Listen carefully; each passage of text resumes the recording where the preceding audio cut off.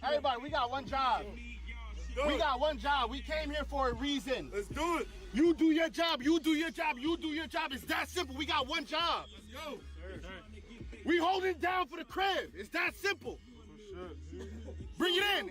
Ain't no more talking. Bring it in. Lock in. Raptors on 3. 1, 2, 3. Raptors!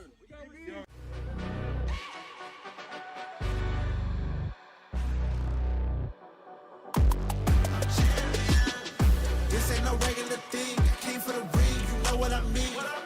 I shoot my shot and it's clean. This for my city, yeah, this for my team. If you talking, it's how to.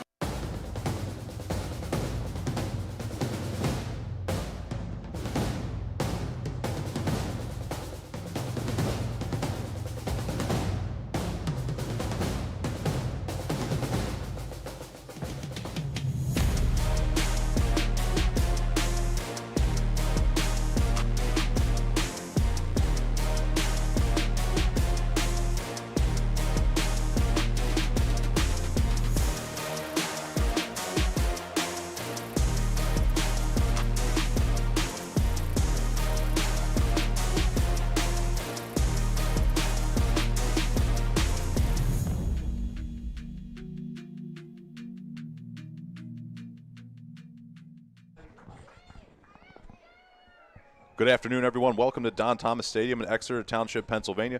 My name is Max Gretzel alongside Joe Mays. The Reading Raptors start their home season here tonight at Exeter Township as they take on the New Jersey unit. The unit coming with a record of 3-0. The Raptors still looking for their first win of the season. We'll see if they can get that here tonight on their home turf. Well, with a new season, new storylines come your way, new players and returning players as well. And I tell you what, Joe, lots of new faces to look forward to. And we'll start with Avante Lockhart, somebody that you're familiar with. Yeah, the Raptors have started to really churn the Berks County area to add players to the roster. Avante Lockhart's a big one. I'm familiar with him from his time with the Wilson Bulldogs, an all-state performer for Wilson. And he's not alone. Joining him are two mules, Ben Ortiz, Destin Brown, Conrad Weiser's Max Pacheco, an all-state player, a new quarterback today from Calico, Hunter Unger, Elijah Williams, Ezekiel Mena from Manheim Township, Carter Booz, a converted soccer player, the new kicker at a High Point Baptist. That's pretty impressive. As we flip the script here, obviously everybody has their own individual story as we begin spring football here in Exeter Township, but none other than Brandon Foss might be the most impressive. Yeah, he is a returning Raptors player. We got about 24 of those on the 2026 version of the Raptors, but Foss is really coming into his own.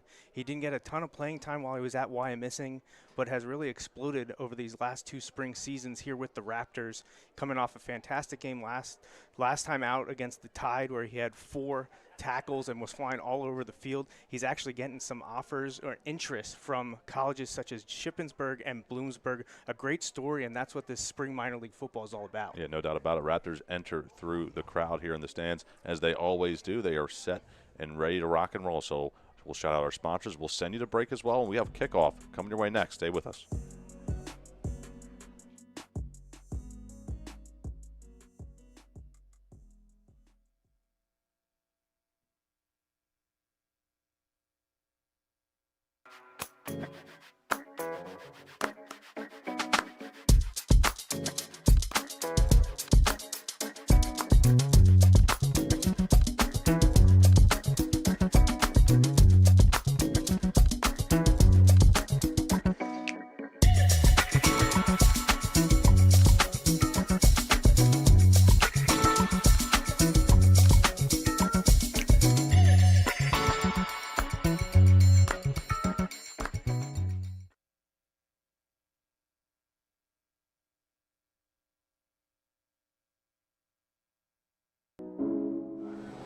What's going on, everybody? It's Marcus Pyers, wide receiver tight end for the Reading Raptors. We're here today at the Philly Pretzel Factory with Amy. Amy's the owner and operator of the Philly Pretzel Factory here in Muhlenberg. Today we're doing a promotional style event, trying to get people to come buy some pretzels as well as get some game day tickets. And maybe Amy can kind of explain to us what she means by that. Absolutely. Yeah, we are super excited to be partnering with the Reading Raptors this season to support the team and also support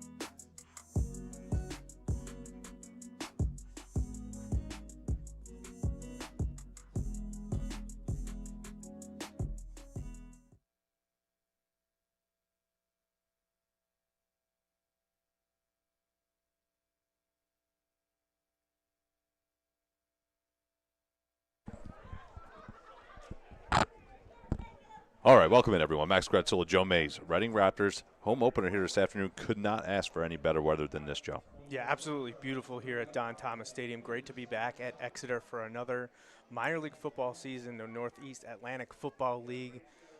Raptors struggling a bit, dropped the first two in their league season, both very close losses. However, and of course, you said it at the intro, Max, a tough task here in the home opener against the Unit. Yeah, the Unit, obviously, we mentioned in the opening, 3-0 on the season. All three of their wins, however, have been pretty close. They're not putting up a crazy amount of points either. They've only scored over 20 points just once in those 3 games. So the Raptors need to get their offense going. They've been passing the football a decent amount, but they haven't been having much success. And we know how good Alex Gooden is on the ground. We'll see if he gets fed a little bit more here tonight. Don't want to gloss over the fact that the Unit are the defending league champions as well. Took down the Militia in the championship and have looked good to start. Well, it looks like the Raptors will kick off, and the Unit will get possession of the football first here tonight as well. Kicking done this, last year we were talking about Aponic a bunch, Max. His name came up often as the kicker for this Raptor squad, but this year it is the rookie, Carter Booz, the converted soccer player from High Point Baptist, has had a few opportunities in this early part of the season, has had a few blocks. Protection has been a bit of an issue for him to get the football through the uprights. Carter Booz, heck of a name. Definitely a name you won't forget. Ronald Butler back deep to return for the Unit.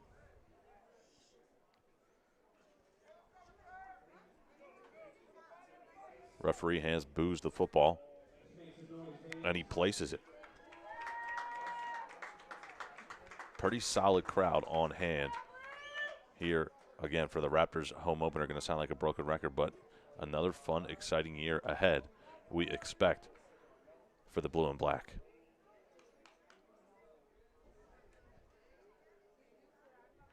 Whistle blows, and we're underway. Nice kick there from Booz.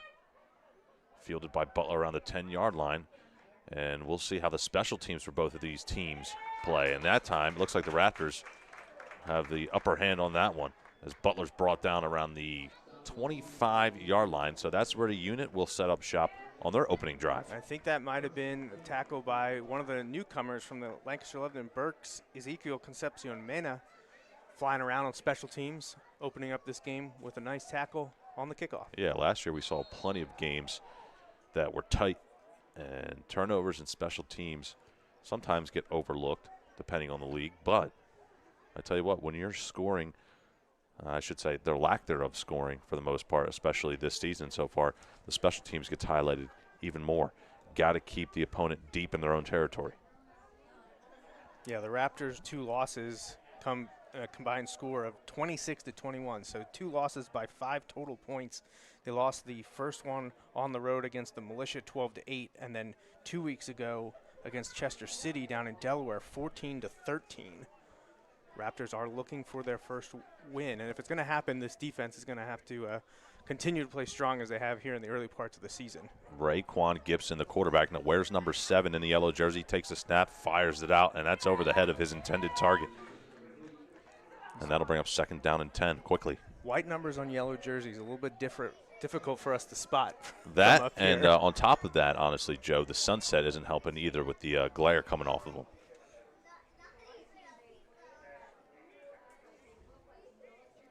So the Raptors, I'm not going to say get away with one there, but it certainly helps when it's a miscommunication between the quarterback and receiver, but they'll take it. It's 2nd and 10.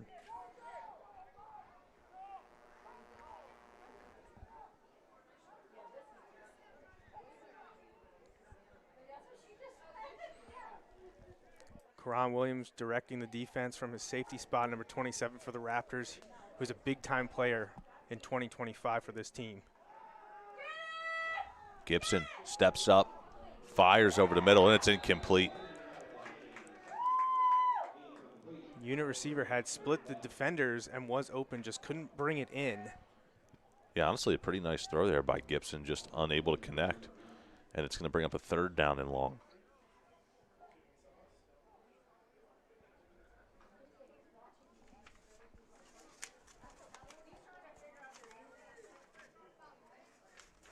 receiver's hair is covering his jersey, trying to give him his due. You know, Would like it's to tough. shout him out. It's hard.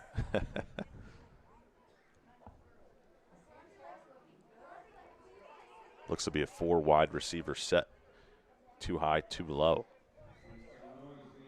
Looks like Gibson's got an arm on him so far, though. Big third down for the Raptors. Trying to force the 3 and out. Looks like somebody jumped early up front. It's a free play for Gibson. He knows it. He fires, and it's right into the turf. Looked like he wanted to take a deep shot there, but settled for the shorter pass, and we'll check the penalty. I believe the Raptors had jumped off sides. That should be 3rd and 5 here. I would agree.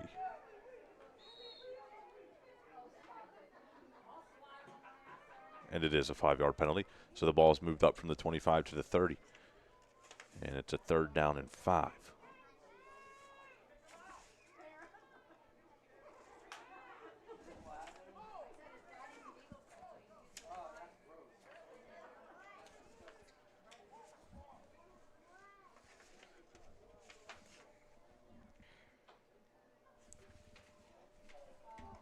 Gibson hands off, goes up the middle to his tailback, pushing his way forward, short of the 1st down yardage, however. Yeah, pickup of about 4. So 4th and short to start here. The first run of our afternoon game here at Don Thomas. Daxon Washington picks up the tackle. Reek Green, number 12, took the carry. That's his first touch of the game. Washington, one of the returning stars for this Raptors defense, sack leader last year, 2nd most sacks in one season, 8.5 for the Raptors last year. That's going to be a false start as the receiver took off. 4th down and 1 from their own 34-yard line, and they line up to go for it, hoping, I assume, just to get the Raptors to jump, but they don't. And that's going to back up the unit 5 more yards. And you would expect a punt, but you never know. Oh, no, they called the penalty on the Raptors. Well, that's crazy. I'm not sure. That's I mean, we clearly saw the receiver running down the Yeah, field. I'm not yeah, sure I'm if shocked. they're saying the Raptors entered the zone and forced the receiver to jump and run his route. Yeah, I'm that's not weird. sure. But the receiver wasn't even near the tackles. It was, wow. Okay, well, regardless, It's a fresh set of downs for it the is unit. 1st and 10. Ball's marked now at the 39-yard line.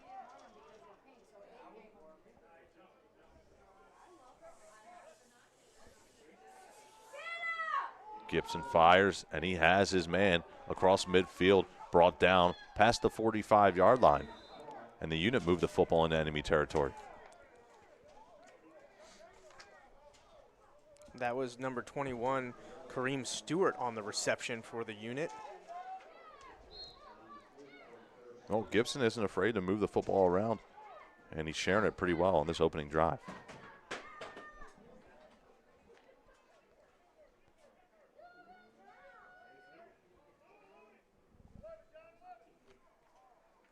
Trips to the far side. They like these 4 receiver formations. Green gets his 2nd touch of the game. Again, tries in between the tackles. Not much doing on that carry. No, a host of Raptors were present on that one, including number 8, David Burgess, another name we heard a lot last year, Max. Yeah, he's a beast.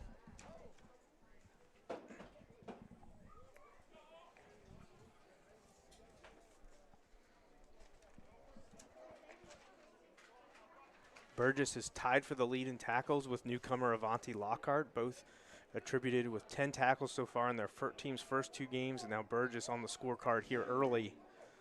Yeah, and you touched on it earlier. The defense really hasn't been the problem for the most part this season.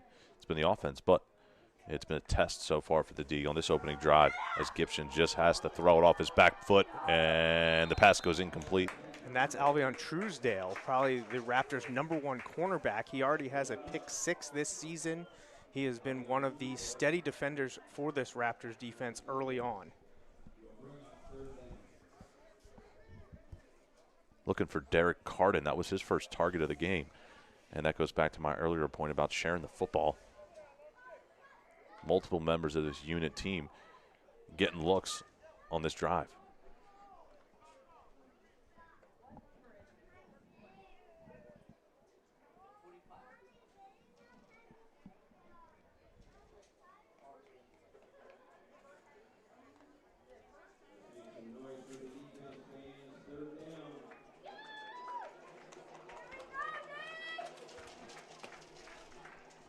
Third down and 8. Green to the left of Gibson. 4 receivers yet again. Gibson back to pass, feels the pressure, steps up. He's going to run. He's past the 35, now past the 30. He has enough for a unit first down. Forced out of bounds. Not before the first down pickup. Unit just keep rolling. They're finding a way to get the yardage when necessary. Raptors going to have to step up. You got to give Gibson credit there. Kind of felt that pressure almost immediately, pocket collapsing, and he was able to escape and show off that athleticism.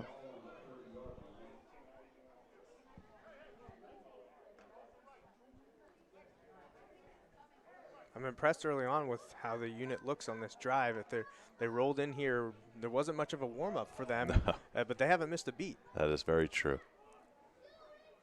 Yeah, came out onto the field with about 10 minutes before kickoff. Don't know if they were stretching in the parking lot or what, but so far doesn't seem to phase them. Gibson will give it to Green for the 3rd time on this drive. He has more running room than usual so far, and he's up just shy of the 20. Another one of the team leaders flying all over the field these first few weeks of the season. It's been a balanced attack so far for this unit offense.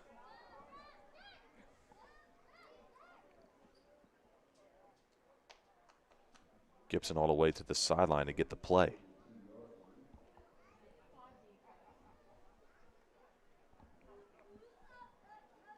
Just over 3 minutes gone by here in the opening quarter and the opening drive at that for the unit. Trying to wear down this Raptors defense early on in this football game. Maybe that'll pay dividends in the 4th quarter, we shall see. And there's some early movement up front. I think this is a no doubt about it false start on the unit this time. Indeed. Referee's walking backwards.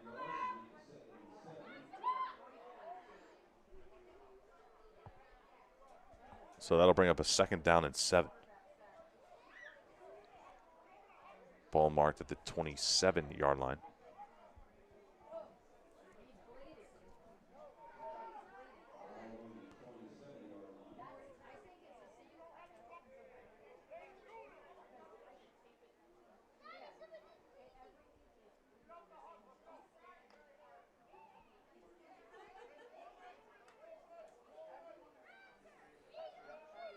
Some nice communication and organization from the unit. They are on the same page. Feel like they've been working together for a long time. Raptors trying to capitalize off the penalty. Gibson again off his back foot, and the pass goes incomplete.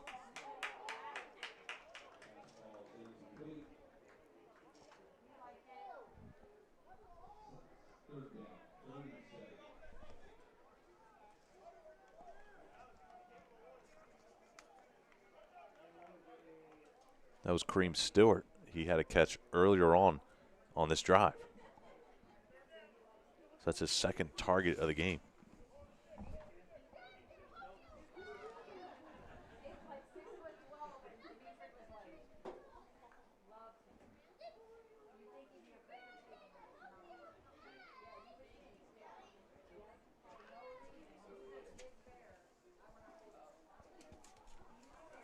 Well, another 3rd down and 7, Joe. Another opportunity for the Raptors to try to get off the field. At this point, it being somewhat, I'm not going to call it no man's land, but you would expect possibly a 4th down opportunity. Absolutely. I don't have information on the talent of the unit kicker, but I would think this is a 4-down territory for sure. Gibson going to do it himself. He's past the 20, past the 15-yard line. He's barreled down just shy of the 10. Yeah, he got popped, but doesn't matter. Picked up the first down. Unit retained possession. That's another 3rd down conversion for the unit, and they move the chains. Not only did the unit win the league championship last year, they actually are the ones that ended the Raptors season in the playoffs. So I got to think, like we said, there's got about 24 returning Raptors from last year. I'm sure none of them forget that this is the team that sent them packing in 2025. No doubt about it. First down and 10 from about the 12-yard line. Gibson gives the green, goes up the middle yet again, pushes his way forward, and he's probably got maybe 4 on the carry. Host Looks like of it's going to be Raptors on that tackle. Yeah, marked around the 8 or 9 yard line. Alexis Romero, Avanti Lockhart, 4 or 5 blue hats in there to make the stop, but not before a positive game. And the unit just keep nickel and diamond, and then they'll break it open with a big play. Dangerous, dangerous quarterback here this evening. Yeah, so far the unit have really worn down this Raptors defense.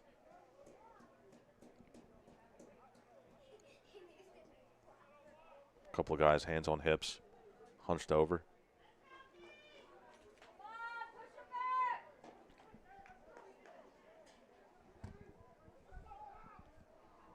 Green remains in the game at the running back spot. Got to watch Gibson here, of course. He's been a threat to run so far. Takes a snap, goes back to pass, clean pocket, touchdown unit.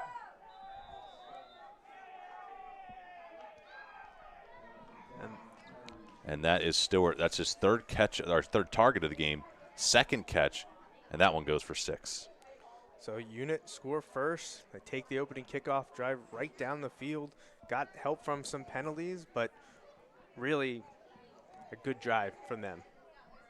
Yeah, got to give him credit. That was pretty crisp. Took advantage of penalties and made the Raptors pay. They strike first here tonight, 6-0, pending either the extra point or the 2-point attempt.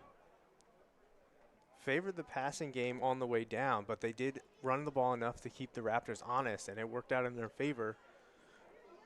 Well, looks like the unit are going to line up and go for 2. Gibson and Green so far have been pretty reliable in the backfield. Direct snap to Green. He barrels his way forward and into the end zone. So the 2-point conversion attempt is successful, and the unit lead 8-0 here on the road tonight.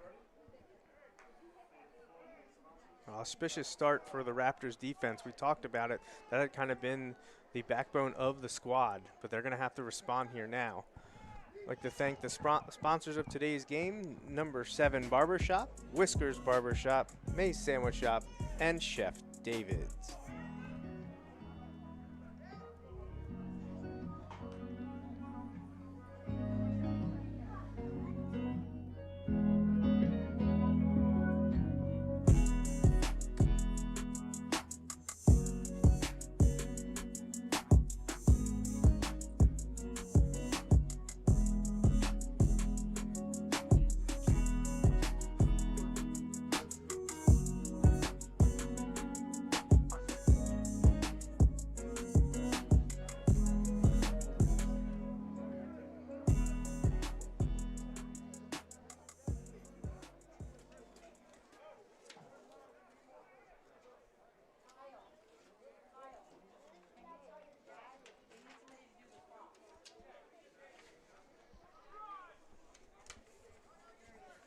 Back here out of a timeout, Max Gritzula, Joe Mays. Raptors will get possession of the football for the first time here this evening.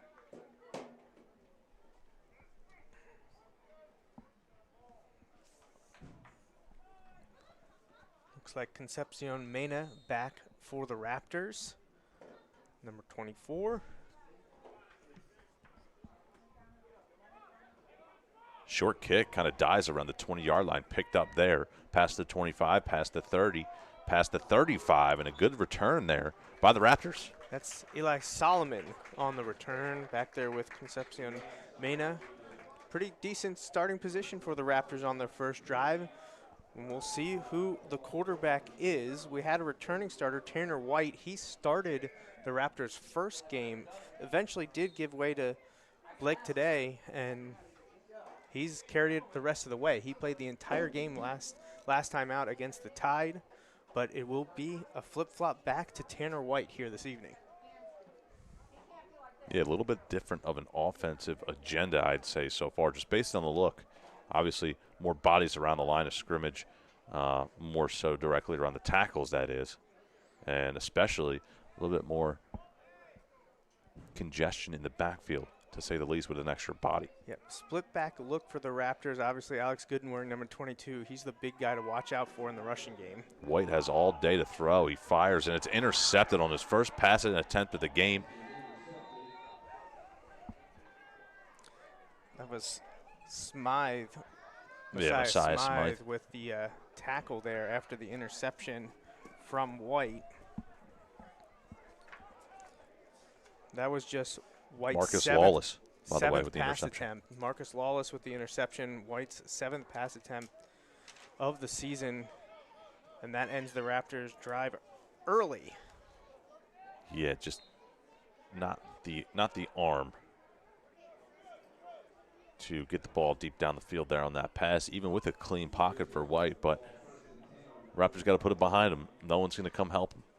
And the ball's marked at the 45-yard line of the unit.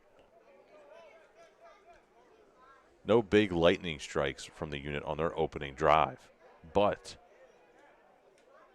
they nickeled and dimed and dinked and dunked their way down the football field and scored. So, yep, found pay dirt, whatever works.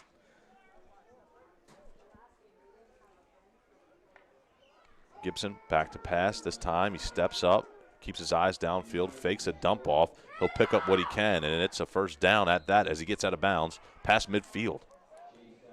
It's early on, but this is one of the more impressive displays of quarterbacking I think we've seen at these home Raptor games in this minor league football league. We saw a bit of an impressive display with an arm a couple times last year, Max, but this dual threat ability that Gibson is showing, pretty impressive. Yeah, it's tough when you have a quarterback that can run at any level, but when you have a big bruiser like Green and then a guy like Gibson who's no small in stature himself but has the athleticism to run, it's super dangerous. See if the read option comes into play too. That's another thing we haven't seen a ton of yet. Gibson again back to pass. Unit showing confidence in his arm.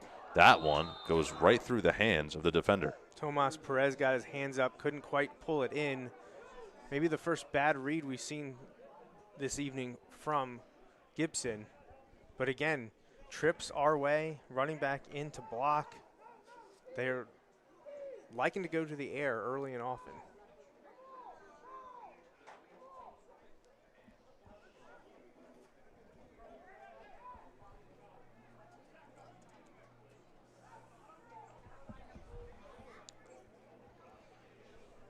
So that'll bring up a second down and 10. Just reached the 8-minute mark of this first quarter.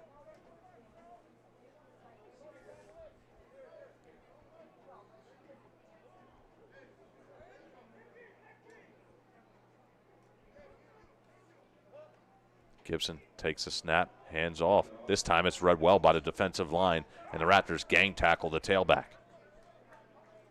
That is a newcomer for the Raptors this year. That is JoJo Coretta, who in the preseason ref clinic game was picked as the defensive player of the game for the Raptors, in on the stop there for no gain. Much needed, impressive tackle there by Redding. No gain on the play. It brings up a third down and about 10 to go. With how the unit have been moving things by and large, even without a first down conversion here, I wouldn't be surprised to see them go for it on 4th down. Not sure how good their kicking game is. We already saw them go for 2 points on the first touchdown. So this could be 4-down territory for the unit again, even though they're close to midfield. I agree with you 100%. Again, we mentioned, or I should say you mentioned, the uncertainty at the kicking spot as Gibson scrambles, takes off. There's a flag down in the backfield. Gibson's still on his feet, puts his head down. Dangerous play for a quarterback, but he gets about half the yards needed for a first down. This one, though, Joe, might be coming back. Yeah, I'm anticipating either a legal man downfield or a holding penalty, judging by where the flag was thrown. It is a hold. Yeah, it looks like the unit are actually walking backwards as we speak, so haven't seen the chains move yet, however.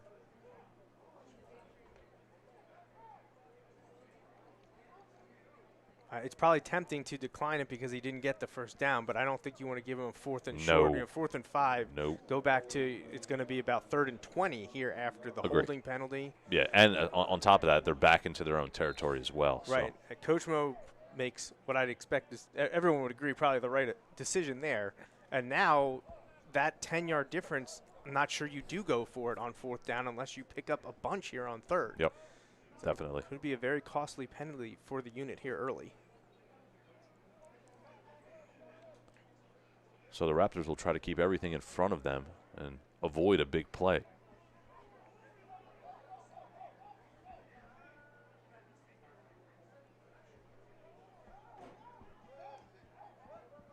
Gibson fakes the handoff, fires to the near sideline, and it goes incomplete.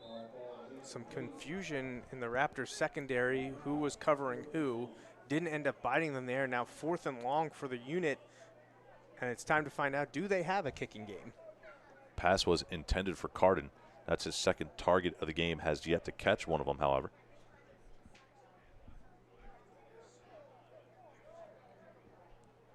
Haven't seen much change in personnel. They're looking to the sidelines. They may be going for it. Yeah. Well, I think that answers our question about their kicking situation. Oh. They may have had a change of heart. I think there was a possibility they were going to try to go for it, but in the end. I think it's a smart decision. Yeah. You know, I'm not going to sit here and state the obvious because for those of you just joining us, a lot of times at this level, you do see a lot of times 4th and 10, 4th and 12 teams go for it just because they don't have a punter or kicker that they have too much confidence in. So don't be surprised if you see that as this game rolls on. And a mistake on special teams, giving someone a short field, not exactly what you want. It does not look like they got this one off. They did take a long time to get the unit on. They did.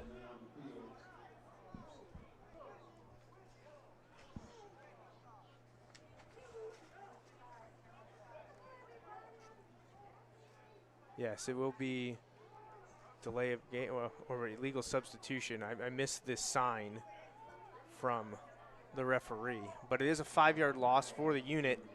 Yeah, 4th and 25. Back to their own 40-yard line. Jared Mays on to punt.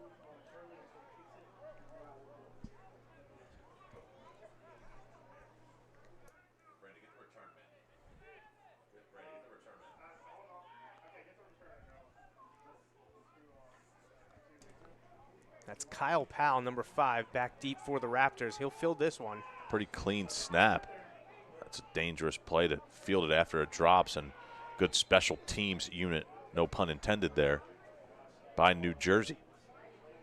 So when all things are said and done, I think if you're the unit, you take that. Pretty solid punt there by Mays. No relation, by the way. No relation. No relation. So Powell's an interesting one. He was not with the Raptors last year, but he was playing semi-pro internationally. He had been with the Raptors before. Powell back this year wearing jersey 5, just returned that punt. And we saw him on the only offensive play for the Raptors so far, split back with Gooden. Gooden and Powell is a nice 1-2 duo, but the Raptors have not been able to get their ground game going. And Tanner White is back out for a second series. Are you surprised at that? No, because I think you need to show confidence. Low snap. White puts his head down. He's going to run, gets past the 25. He's hit low.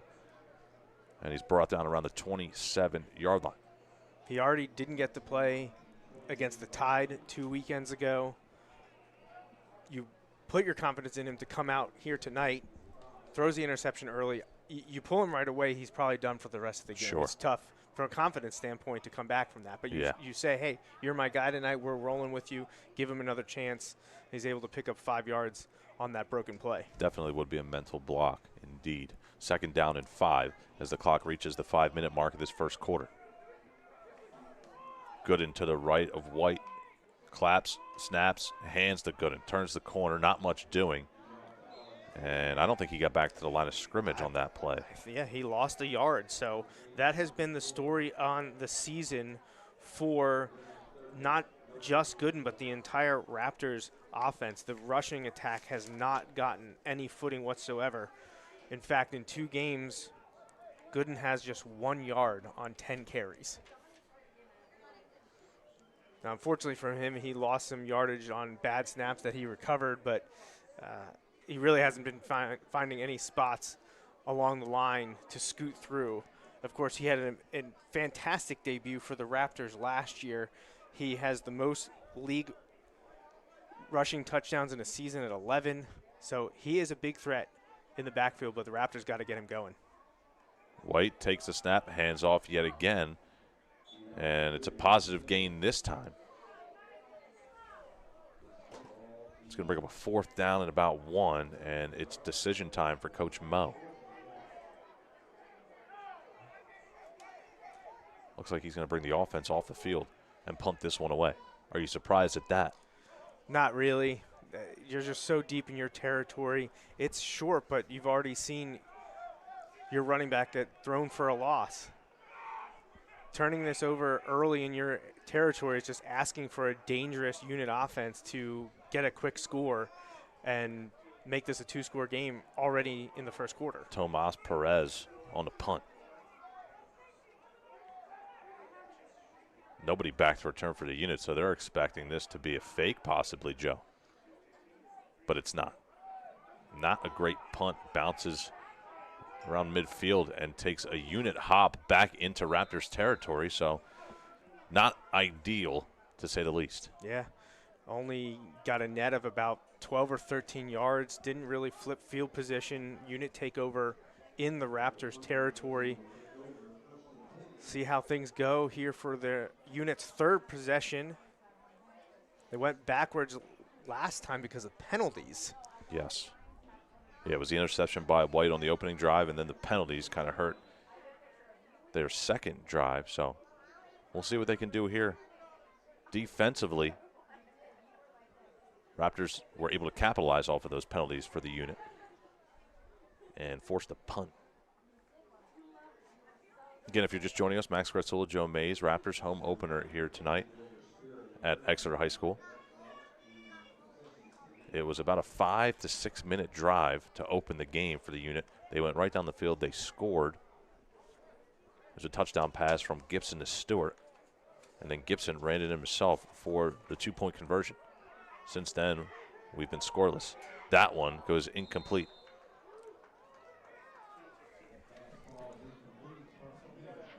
Looks like that was Carden. Yeah. He's been targeted pretty heavily so far in this football game. Going right at Truesdale and try to squeeze it in before Karan Williams came over. Couldn't connect on that one. 2nd and 10 for the unit. Getting close to the end of the first quarter here in Exeter Township. Ball's marked at Reading's 46-yard line.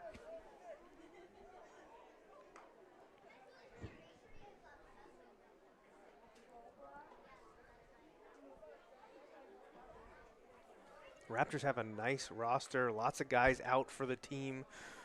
The less two-way players you can use is the benefit for you. And as the Raptors defense has been out a lot, it's a good thing that most of their guys are one-way guys. Definitely, you can see the depth on each sideline. Another handoff goes up the middle. Raptors in good pursuit defensively. Able to give up a minimal gain. We'll call it about 3 on the carry. So that's number 66, Coretta, again on the tackle, though there was a host of Raptors around. Certainly a nice run. Trying to make some guys miss, just couldn't pick up too much yardage, facing 3rd and 8.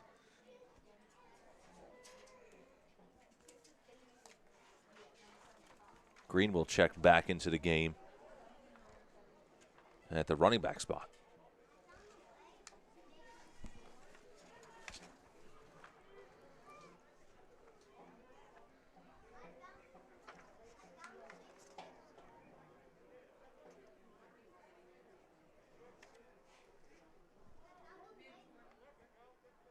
Anthony Willis actually is now the tailback, and that's another thing I wanted to talk to you about, Joe. We saw Green a lot on the first couple of drives, but now it's been Willis the last handful of carries.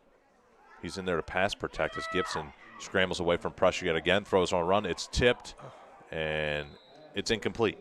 Wow. Ball could have went anywhere. Absolutely, yeah. A tip deflected pass is the worst thing you can happen as an offensive player. and it actually almost ended up being a positive for them.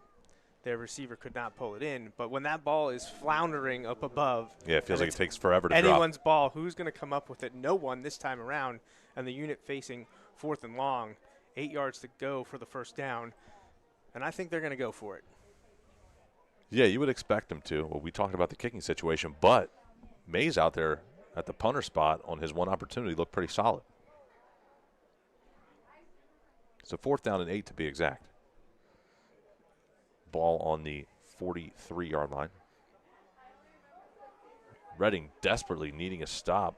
Not only that, they'd love to just get off the field and get a breather. The offense really hasn't given them any time to breathe. No, only 4 offensive plays so far in the first quarter for the Raptors offense. An interception and a 3-and-out.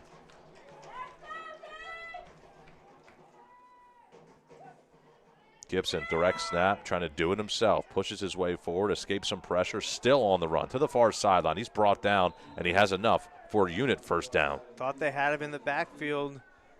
Couldn't quite pull him down. Kreef Hakeem does eventually get him, but picks up about 10 yards. First down unit. Fresh set of downs. Not only that, the clock continues to wind after the chains are set.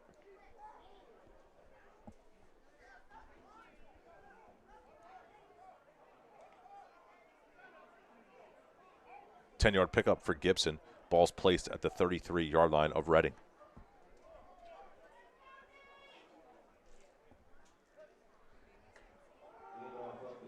Green gets a carry yet again, goes forward, brought down past the 30-yard line, still moving, and he's just shy of the 25, marking him at the 27 to be exact.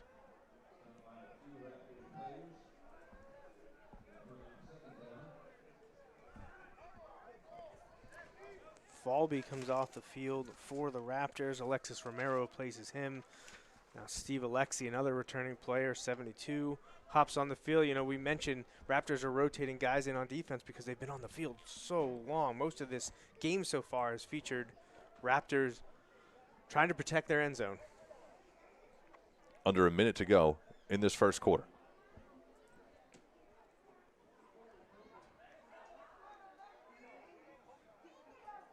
Could and should be the final play of this first quarter as well.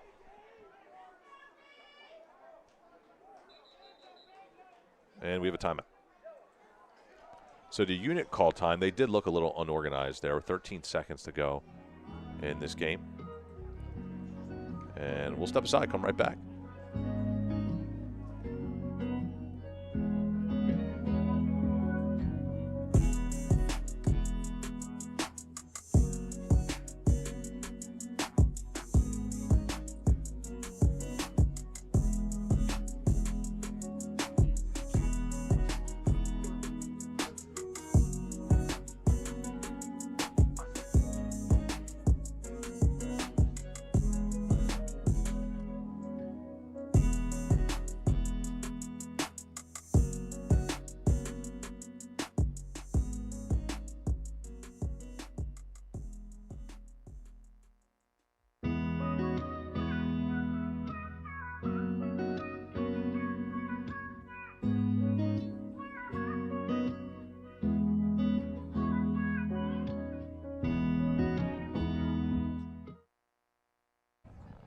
Back out of a timeout, man. That felt like a pretty long one there, Joe. Felt like a college basketball Final Four type timeout late in the game. Well, let's see how organized the unit are now coming out of that long timeout. Facing 2nd and 4. Looks like Willis is in the game at the running back position.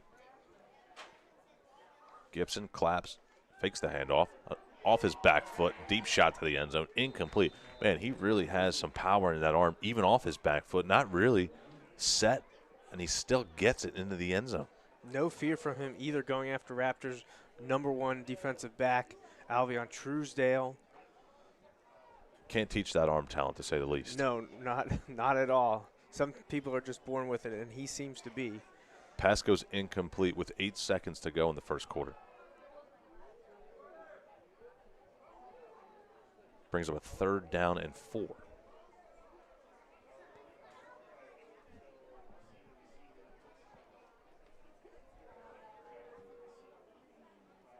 Ball marked at the 32-yard line.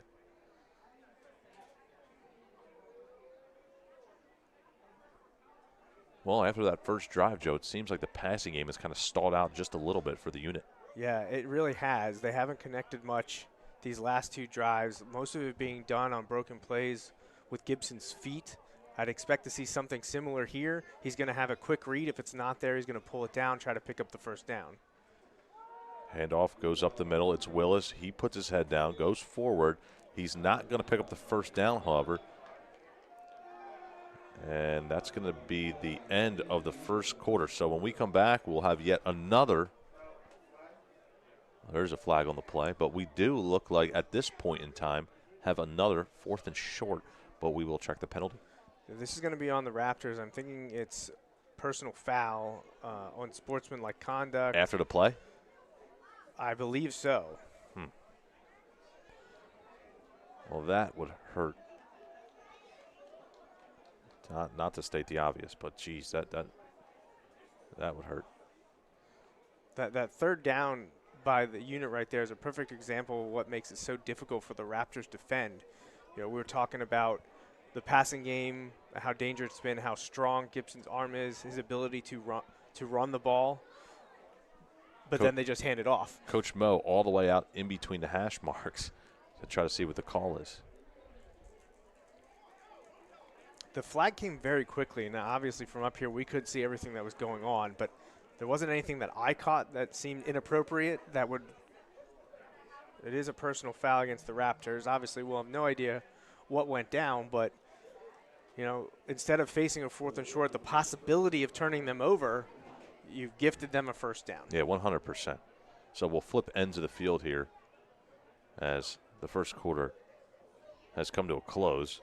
And as we begin the second quarter momentarily, looks like the ball is going to be marked at about the 12-yard line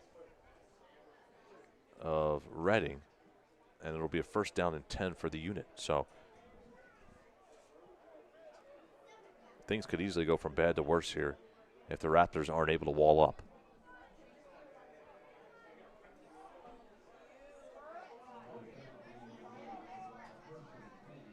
Penalties and turnovers have directly led to the Raptors' first 2 losses this year.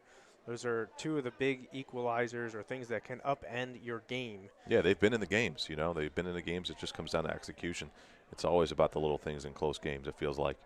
Gibson, back to pass, gets it out quickly. It's a little too hot to handle, though, for his intended target. Yeah. He really put a lot into that one. It was just a quick out. They wanted to try to catch the Raptors off guard. We hadn't seen anything like that yet from the unit, but a little bit too much mustard on that one. Do we know where that saying came from? I do not. Too much mustard? I don't know either, but I've heard it so many times too, and it's the good news is we have Google nowadays, so that helps.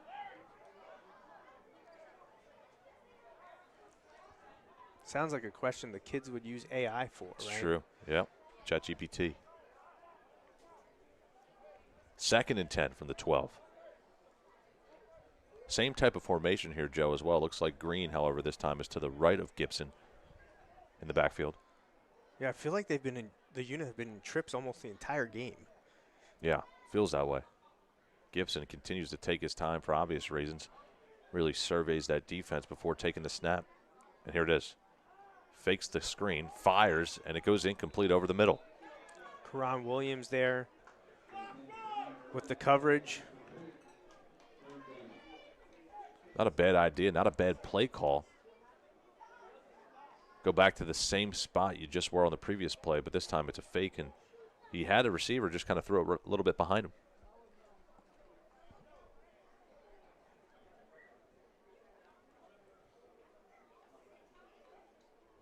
Feels like every time you look up, the Raptors' defense is trying to protect that blue turf behind them, deep in their own territory. 3rd down and 10 from the 12. Back-to-back incomplete passes for Gibson. You expect another pass here, Joe, or do you think it would be a couple runs? I'd expect an attempt at another pass now. I agree. Of course, they'll do the exact opposite. Yeah. Oh. It actually works out in the Raptors' favor, however. So that was a design quarterback run. Gibson doing too much dancing in the backfield, nowhere to go. Great defensive pursuit there by the front of Reading.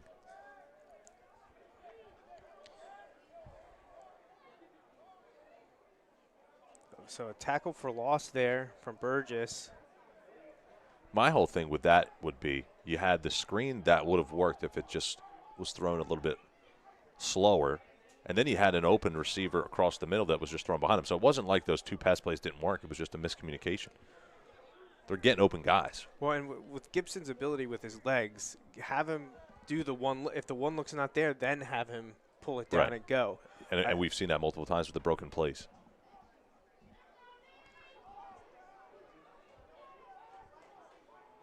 Fourth down and 13 after the 3-yard loss.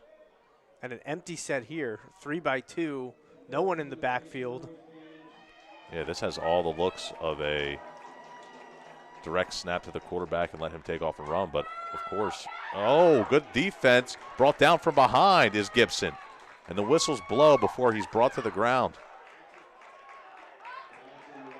Well, I'll tell you what there, Joe. Obviously, it looked like a clear passing situation. Penalty marker flies after the play. We may have some extracurriculars. So we'll check that. But, again, you just mentioned it on the prior play. Gibson's ability to pull the ball down, tuck it away, and run has been pretty obvious so far as the success rate goes. Not that time, however. Karan Williams fired up, so is Burgess, and they're kind of sitting there with their hands. Well, I think they're going to get a penalty, so it is going to be – you're not allowed to take your helmet off. You can't react the way that he did. Yeah, Williams obviously fired up, making a big play, but that is true. You can't take your helmet off in between the hashes. It was a dead ball, so it's going to stick with the Raptors. Raptors offense is going to be out here. I believe it's going to be Tanner White again. But you got to be able to keep your composure, and that's not what we saw there.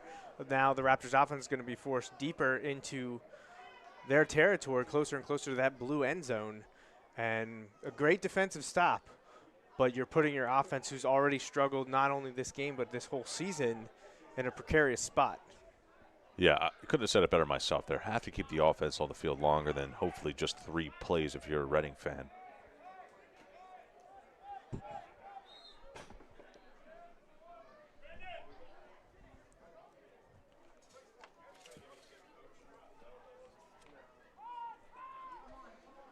Rajad and Wilson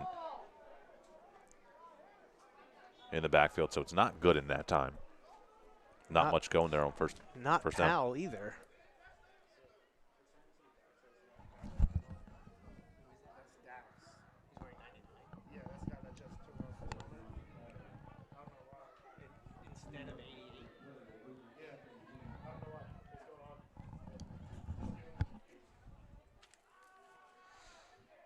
Two-yard pickup there on first down and 10 for Reading, so that'll set up a second down and 8. Wilson's still in the game at the running back spot. White's still in the game at the quarterback spot. And we say that, if you're just joining us, just because it's been a merry-go-round of QBs, it feels like, for this Raptors team. Pre-snap motion.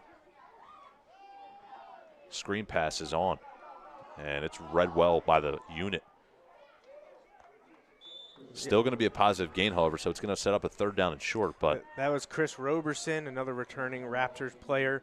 He's actually the leading receiver for this team after the first 2 games. 78 yards on 7 receptions. Gets his first the evening tonight. Picks up about 5. Tanner White getting his first completion.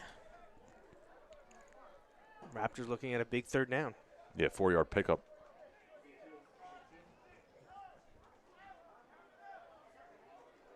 It's going to be 3rd and 4 to be exact. Clock continues to run.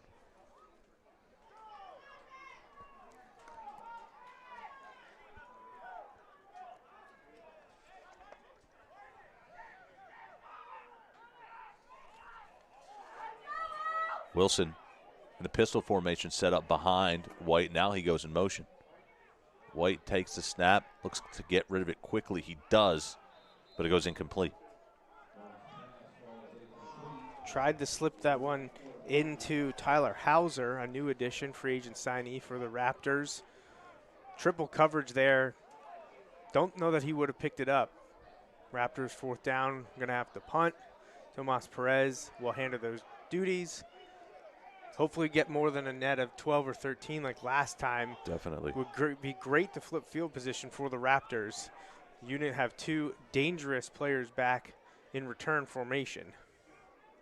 Roberson had a relatively solid year last season, so we'll see if the Raptors can get him going on their next offensive possession. Here's the punt. It's low, and that would be outside of the snap going over his head, probably the next worst thing that could have happened for the Raptors. Absolutely. Couldn't even get the kick off this time. Low snap, bounced out of Perez's hands. Thought for a second he might slip the first tackle and be able to maybe take off, but the unit swarm, pull him down, and they'll be in the red zone to start another possession. Haven't been able to capitalize, though, since that first one. Yep. They lead here 8-0, but this is a dangerous, dangerous spot for the Raptors defense. Yeah, Perez unable to handle that low pass, or I should say low snap, to be more specific.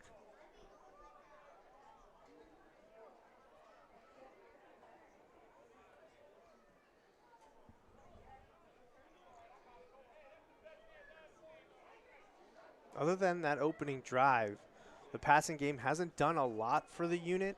We've really been seeing broken plays or called quarterback runs to Gibson that has advanced them up and down the field, but no more points. Yeah, and really the rushing attack outside of Gibson hasn't been great either. Defensive line has been pretty solid so far, and there's another example of that right there. Yeah, and that's JoJo Coretta again making the first contact, stuffing the unit running back at the line. Looks like they may have even lost a yard. Indeed, that is true. It's 2nd down and 11.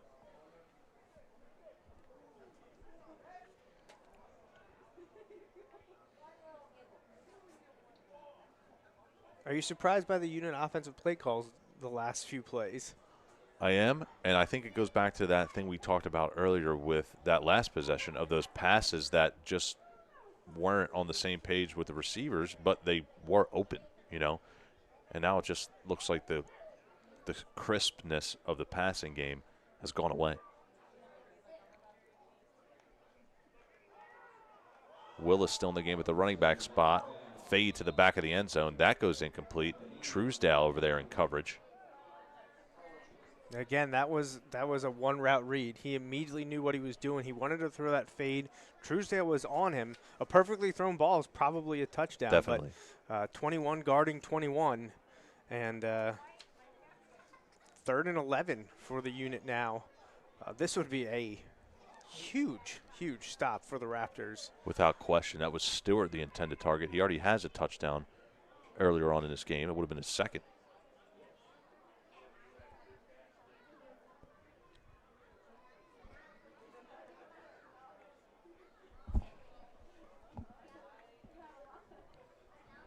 Third down and 11. Gibson all the way to the sideline, now back to the huddle with the play call. This is a similar spot to what they were in the last drive, and we thought for sure they were going to throw it. They ran it, lost yardage. Interested to see what the call is here from the unit. They've got trips towards the home side here towards us. It's been their favored formation. They've been in it almost the entire game. Still no Green in the backfield. It's Willis on 3rd and 11.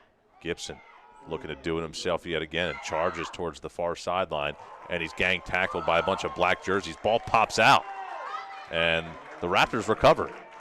Yep, you saw the referee toss the marker, and that one was picked up, I believe, by Lockhart. We have a unit player down on the field. Is that Gibson? Well, that wouldn't be good. He is up now, slowly making his way to the sideline. But call is ball was out before he was down. Scramble for it. Lockhart comes away. Raptors football. New guys showing up here so far in this home opener for Reading.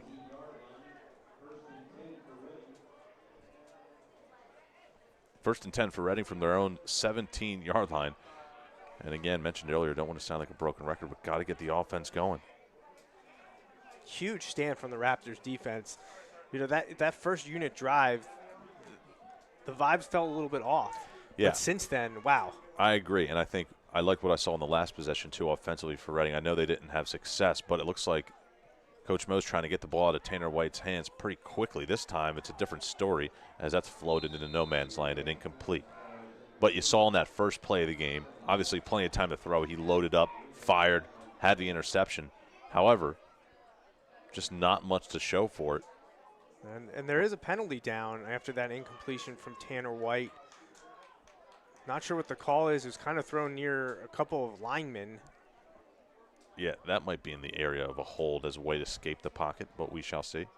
Ineligible receiver. Okay. Ineligible receiver downfield on Reading. And the penalty's accepted, so that's going to – it'll remain first down, but it's going to be a penalty, back him up 5 yards.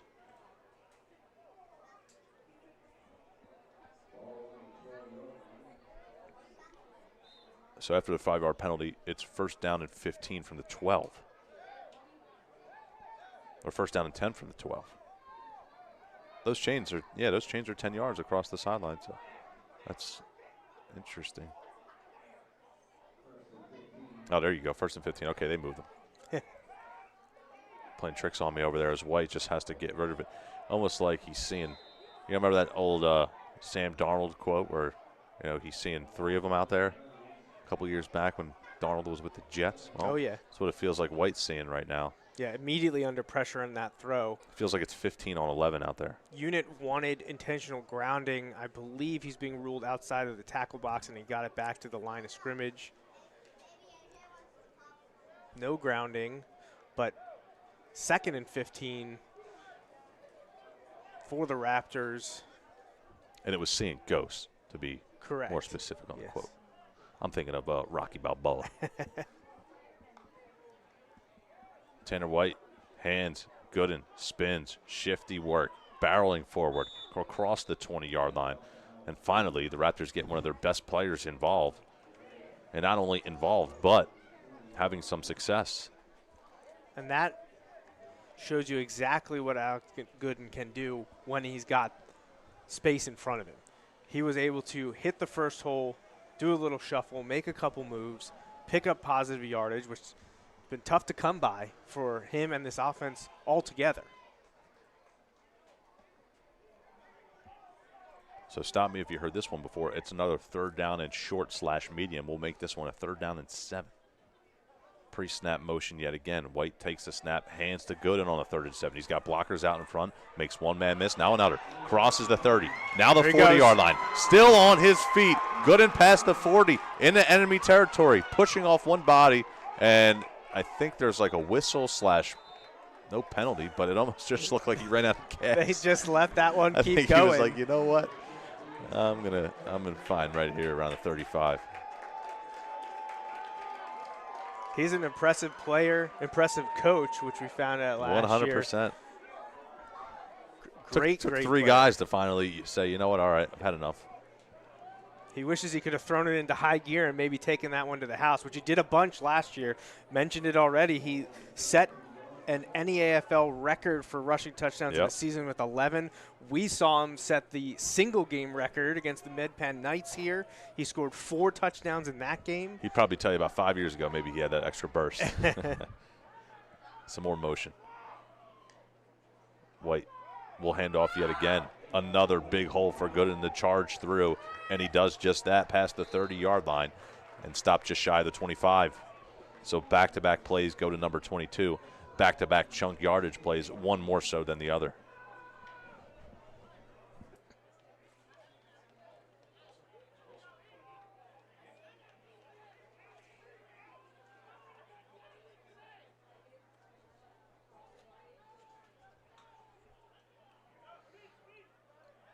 Raptors Elijah Williams. That was Elijah Williams. You know what? I should have known that just because of the fact that Gooden went about 50 yards down the run and needed a breather. Right. Well, we kind of saw him give up on that play. He was like, I'm done. Give me a break here. Gooden's still on the sideline. Yeah, Williams still in the backfield.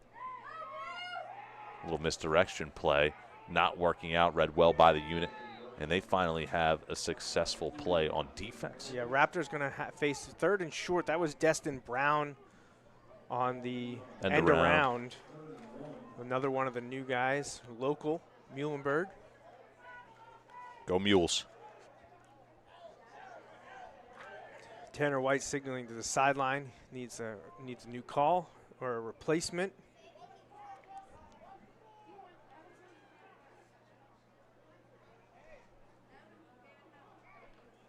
Brown looks like he's coming off on this play.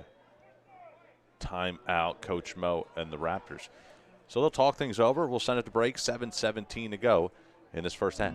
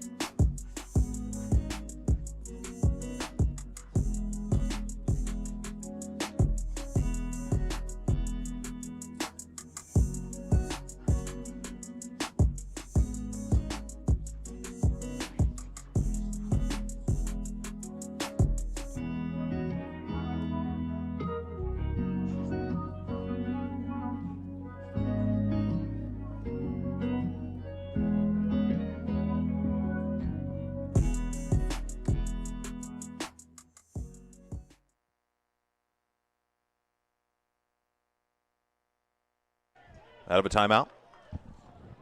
3rd down and 1, arguably the biggest play of the game for the Raptors offense. Just past the halfway mark of the 2nd quarter. Some trickeration from the Raptors. White takes a snap, hands off, and I don't know if he got there. Gooden got the carry. It looks like they're going to give it to him. It does indeed look like he got it. Good timeout from Coach Mo to regroup. They were a little disorganized and also gave Gooden enough of a break that he could get back in the game. 100%. And when you have that 3rd and short, he's the guy that you want with the rock. Gooden will check out on that note, head to the sidelines, and Destin Brown will come back onto the field, number 4 in the black jersey. I think it is Williams still in the backfield now with It Gooden is. coming out. Smythe out wide. Roberson out wide. Yeah, we've seen 3 running backs today. Wilson was in there too, number 29, for a handful of plays. Now Powell is also. So we got split back activity, Williams and Powell. Again, Brown in motion. White fakes the handoff, off his back foot, throws, and it's incomplete. I thought Roberson was the intended target there. Looked like Williams had other ideas, and at the end of the day, it goes incomplete. Little nice backfield action there from White to fake it to Powell, come back around, just couldn't float the ball into his intended receiver. Yeah, that's tough. That play looked like it was going to work.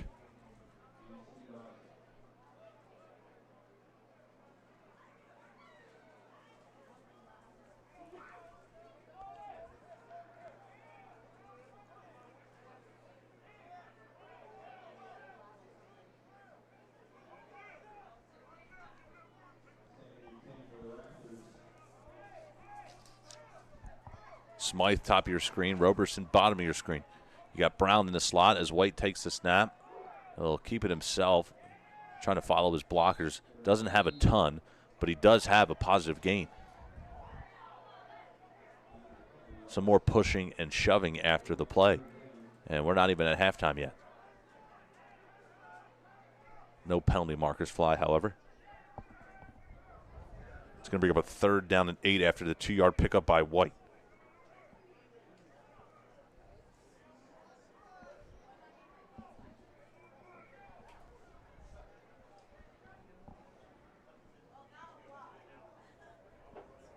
Just reached the 5-minute mark. before halftime. Raptors threatening offensively. Tight end Hauser's up top with Smythe. Down below Roberson and Brown. Williams still in the game at the running back spot. We'll see if the offensive line can hold up here on this third down. White, so far a clean pocket. Now it's starting to collapse. Spins, fires, has his man. It's Brown who catches it on the near sideline, but he's not going to have enough for a first down. So Brown has his first catch of the game, and that'll set up a fourth down and about 4, maybe 5 yards to go. Just the second completion for the Raptors and Tanner White on this series. Brown has been a very intriguing receiver for the Raptors this year. He has the most receptions entering the game at 8, just ahead of Roberson's 7. His 8 went for 65 yards the first 2 games. See if he gets another opportunity here, and double twins formation for the Raptors. Roberson in motion. White again will look to throw. Fires, and it's incomplete. He had Roberson across the middle, couldn't connect with him. Just off the fingertips on the outreach hands of Roberson.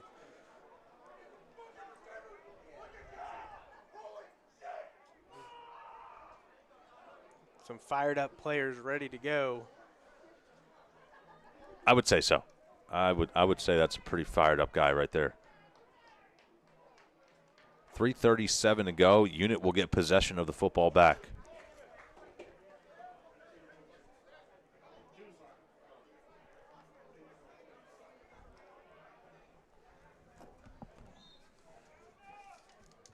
The Raptors have managed to flip the field courtesy of that big Gooden run for 45 yards. Didn't get any points, still struggling to find that end zone. But the defense has really clicked after that opening series. See if they can get the ball back for the Raptors offense before we hit halftime.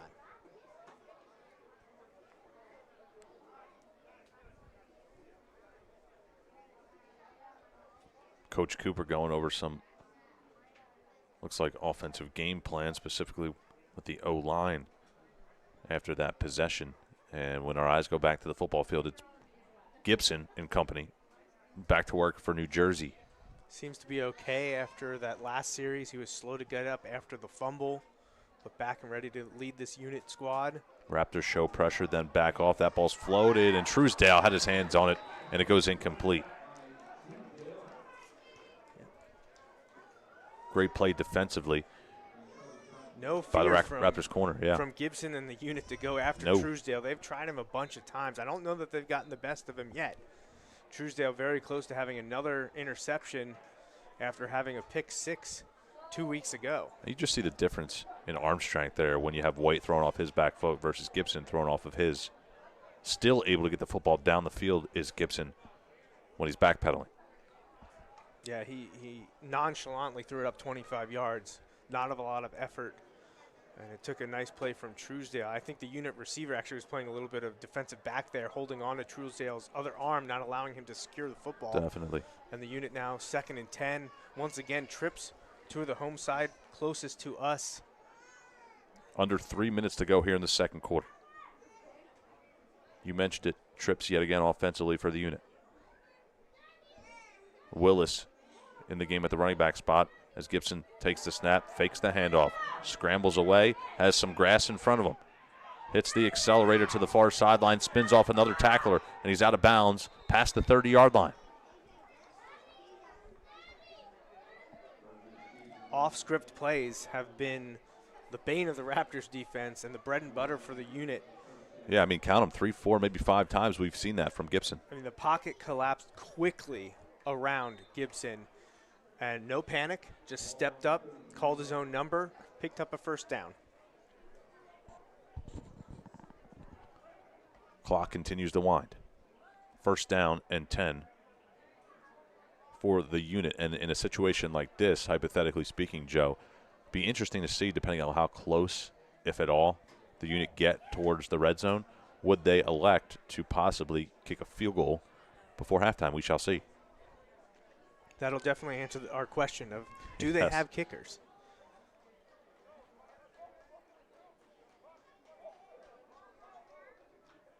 Gibson hands off. It's Willis. Not too much happening there on that run. Brooklyn Wells on the tackle for the Raptors on that one.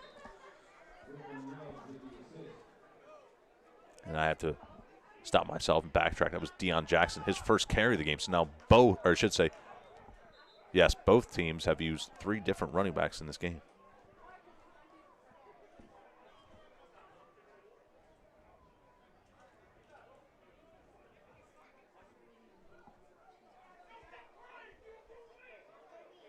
Looks like we have a timeout.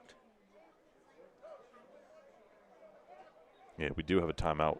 Ball is marked at the 35-yard line. So quick timeout. We'll step aside and bring it right back after this.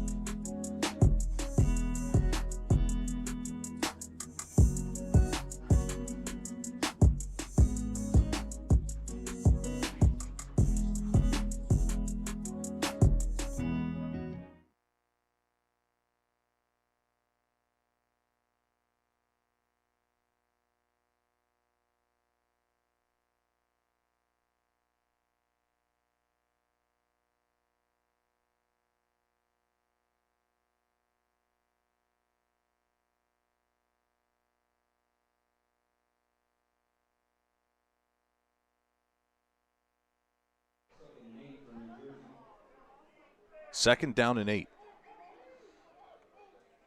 Put some time back on the clock. Raptors wanted that. They think they can get a stop here, get the ball back.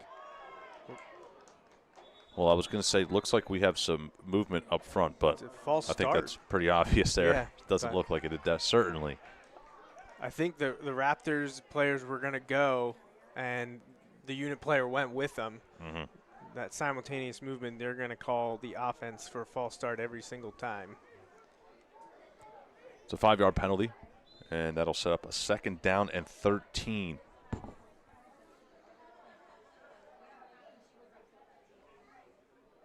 So the Raptors defense just trying at this point to get into the halftime locker room down 8-0. I think you take that if you're Coach Mo and company. Absolutely. With the way this started, we thought it was going to snowball Oh, quickly. yeah, definitely. Unit moved down the field. Not quickly. They took their time, but they got in the end zone. Yeah, they ate up a ton of time in that opening quarter. Catch inbounds. Yeah, pass is called on that far sideline. I believe that was Stewart. Yes, 21 again, Stewart. Stewart has become the go-to guy offensively for Gibson.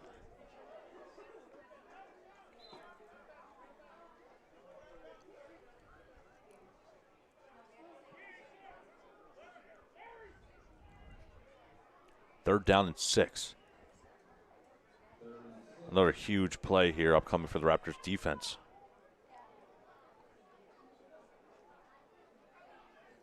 And another thing we can bring up also, Joe, is if the situation were to come up yet again with a 4th down in their own territory, do they elect to go for it or punt? It really depends on what happens right here. Can they pick up some positive yardage? Can they get close?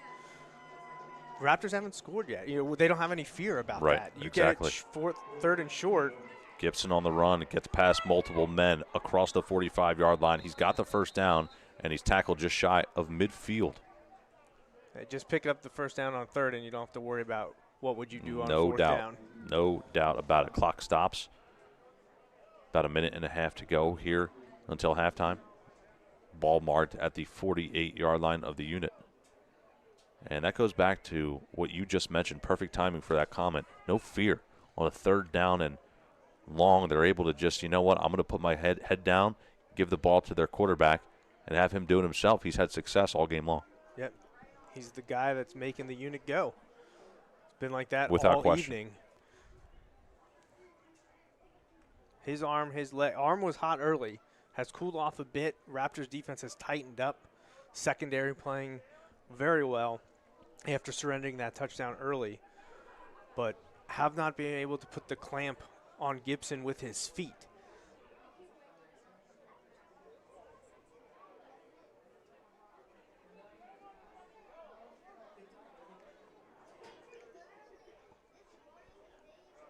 Overall, as far as the passing game goes, defensively, the unit for the Raptors has done a pretty solid job, I think, overall against the pass.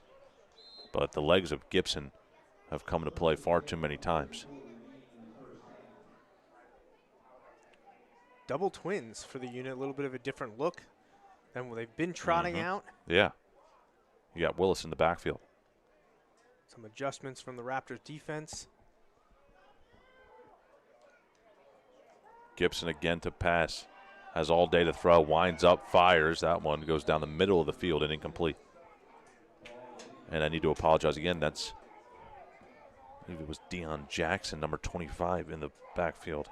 Yeah, he went out on a little flare. I thought Gibson was going to toss it out to him. He was open. Certainly was open. Kept his eyes downfield. Tried to force one in there. It's actually closer to Lockhart, who's almost playing a hybrid linebacker safety role, almost like a strong safety or a hero star position for the Raptors. 2nd down and 10. 1:28 to go. He was a big-time running back linebacker for the Bulldogs, graduated class of 2020. Lockhart, that is.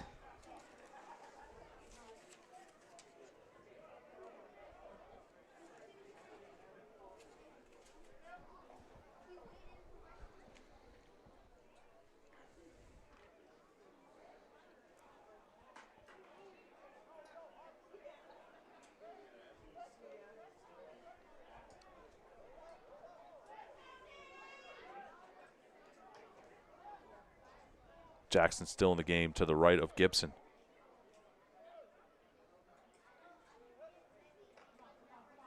Four-man rush. Gibson surveys. Looks like we have a hold. Gibson definitely coming back. Again, just playing hero ball out there. Gets across midfield. But this one's certainly coming back. It's a hold against the offense. Yeah, I'm not sure who they got their arms wrapped around. It was either Dax Washington or Nori Falby coming off the edge. Had a guy with his arm draped around his neck. That was an easy call from the ref. Certainly on that was.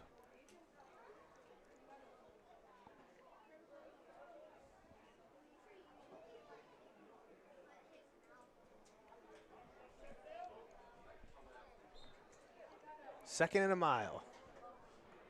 You could say that. You could say that. 2nd and 20 to be exact, as we have some substitutions from that far sideline.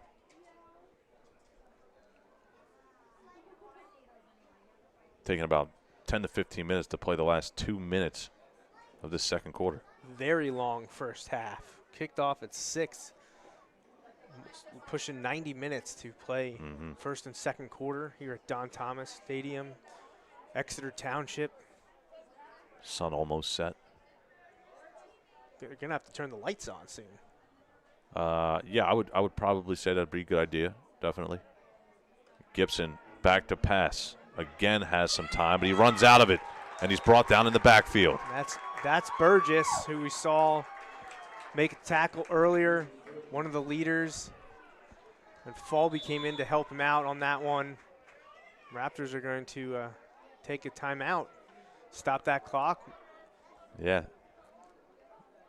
It's going to be 3rd down and 20-something. We'll check it. 1:03 to go.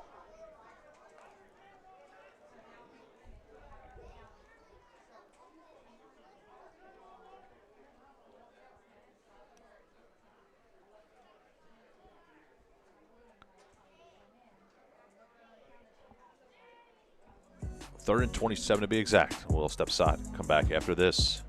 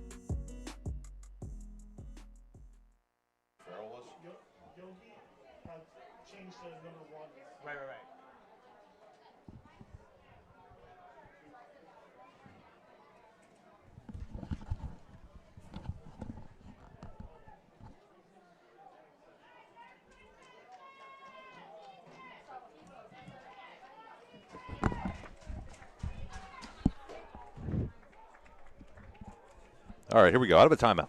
Max Gretzula, Joe Mays, clock nearing halftime. 1:03 to be exact here in the second quarter. The lights have still not popped on here yet at Don Thomas Stadium. That's somewhat of a concern, as Jackson is in the game at the tailback spot.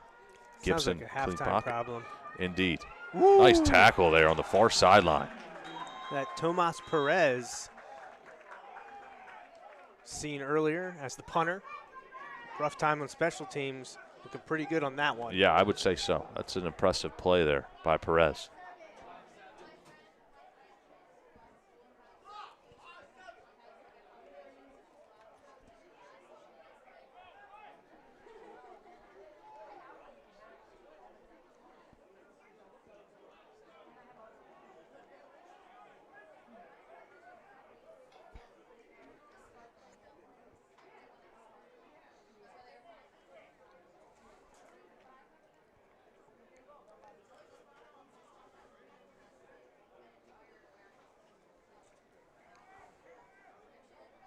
Kyle Powell will be back deep for the Raptors on this upcoming punt attempt from the unit. Just under a minute to play before halftime.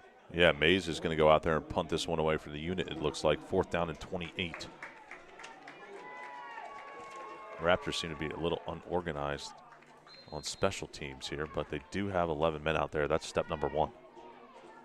Oh, I lied. They had 12. And they didn't get off the field in time. Well, maybe they did. Maybe he did. Ooh, it's going to take That's a nice going to be bounce. a nice bounce for the unit. And it's going to be fielded / marked at the 16-yard line. 45 seconds to go in the second quarter. Tanner White will get the offense back onto the field. But it's going to take a miracle for this offense to get down the field and score in 45 seconds.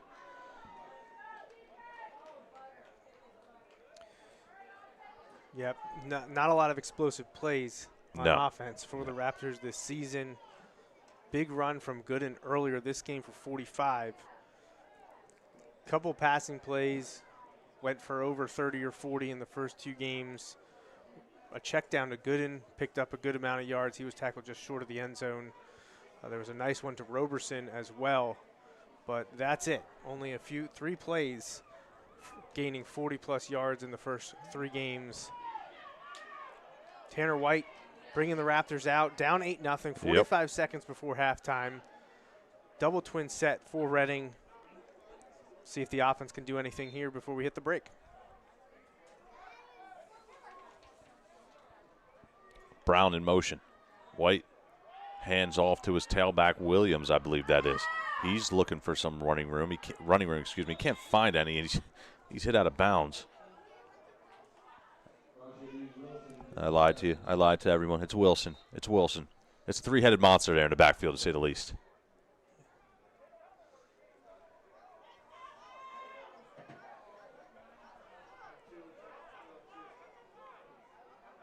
Curious call on first down. Maybe if you're just trying to get to halftime, you can just take a knee. You don't need Well, to that run is the true, ball. and especially because both teams are out of timeouts.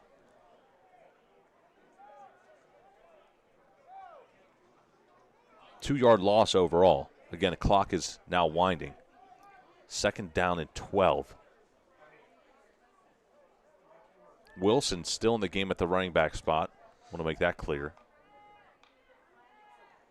White on the double clap will hand off yet again to Wilson. And you're right, Joe. It looks like they just want to get in the locker room. And that should bring us to halftime. There's a penalty. Flag marker coming in. Oh, yeah, it did come in late.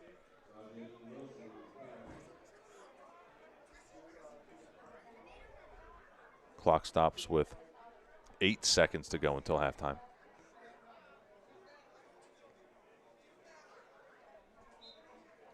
And now the clock winds. So only God knows what happened there in the last 30 seconds on that field. But regardless of the situation, Joe, this is going to be the end of the half. So at the end of the first half, it's the unit 8, the Raptors 0, and they'll try to get the offense going. I feel like that's something we've been talking about off camera over the last handful of weeks in our text chat. The offense just struggling, and it continues so far here tonight. We'll see you for second half action right here. Stay with us.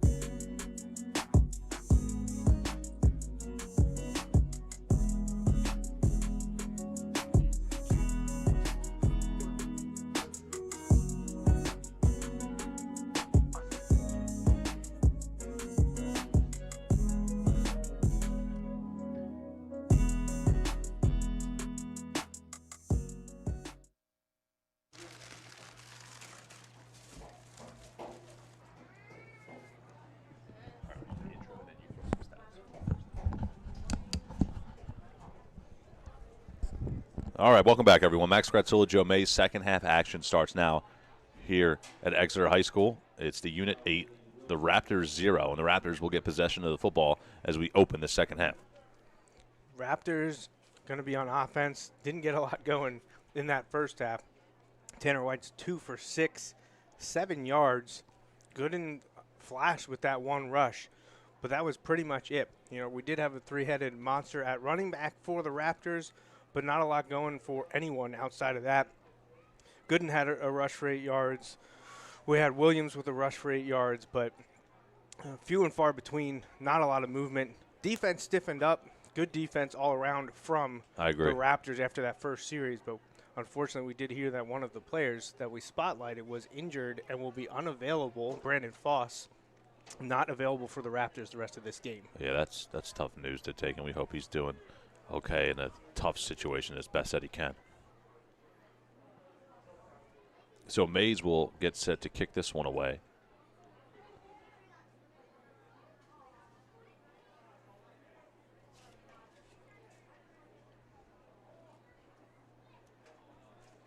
Well, can only be forward and up from here there, Joe.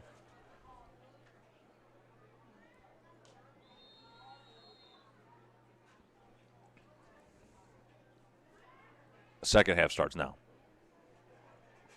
Shorter kick fielded around the 25-yard line, past the 30, 35, 40, 45, 50. In the enemy territory, still on his feet and brought down just shy of the 40-yard line. That's just what the Raptors possibly needed to kind of kickstart their offense. And that is the semi-pro returning to the Raptors, Kyle Powell. Powell's a stud. Nice return of the second half kickoff. You can kind of see that burst he's got when he gets into the open space. The Raptors starting best field position of the day. Unit 41. If they're going to make anything happen, now is the time. Powell listed at 6 feet, 207 pounds. And a lot of speed in those wheels. Tanner White. Empty backfield for White. White takes the high snap, steps up, fires. It goes incomplete. And so far, White just not sharp here tonight. Seems a little rushed there in the pocket, even when he's not feeling too much pressure. Yeah, it wasn't set after a slightly high snap. He had to gain his composure, rifled that one incomplete. 7th attempt, only 2 completions so far. See if the Raptors can get something going here.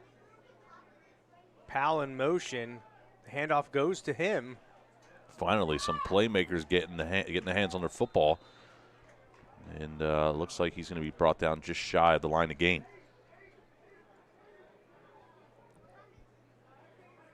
Well, Powell certainly has the skill set to do some damage.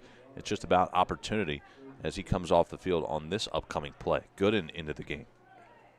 Another 8-yard gain for the Raptors on that little end around. Williams heads to the sideline as well for the Raptors, number 28.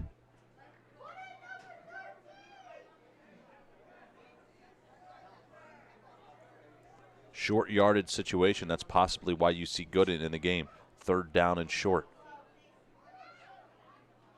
Now look at the unit linebackers all coming up real close to the line. Yep, they sense it. Instead, it's a throw. White has it batted down at the line of scrimmage.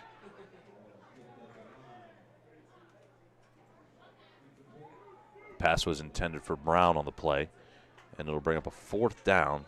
And you got to expect Coach Mo to possibly go for it right here. It's like we have an injury timeout for the Raptors. One of their linemen is down. Like he was favoring his hand possibly. And he's athletic trainer out on the field to check.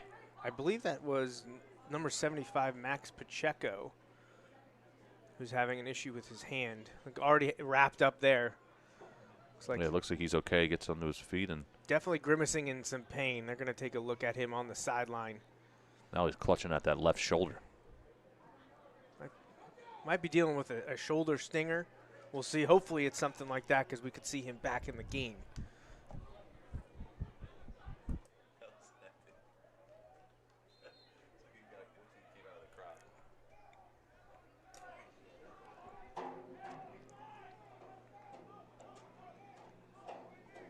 So 4th and short, 4th and 2.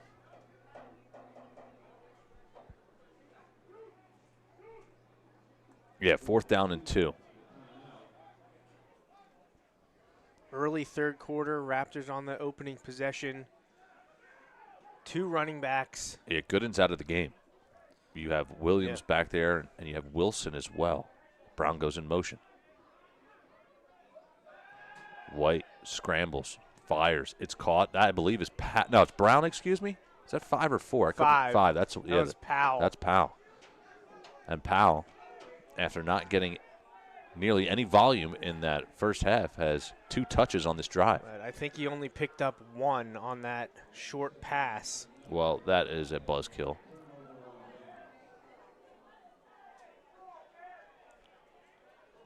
So needed You're right. 2, only got 1. White is coming out of the game, and obviously the offense will flip for the D. So the defense back to work offensively, and that's tough because the play worked, just 1 yard too short. That's tough. Couple interesting play designs with the split backfield and the shotgun, some misdirection, able to crisscross with the running backs, who's ever back there. Yeah. You know, we saw the 3. Gooden's the main guy. He's kind of the bruiser. Gooden, 22. beast. But then Powell and Williams. Wilson, too, I believe, and number Wilson, 29. yeah, So it's really 4.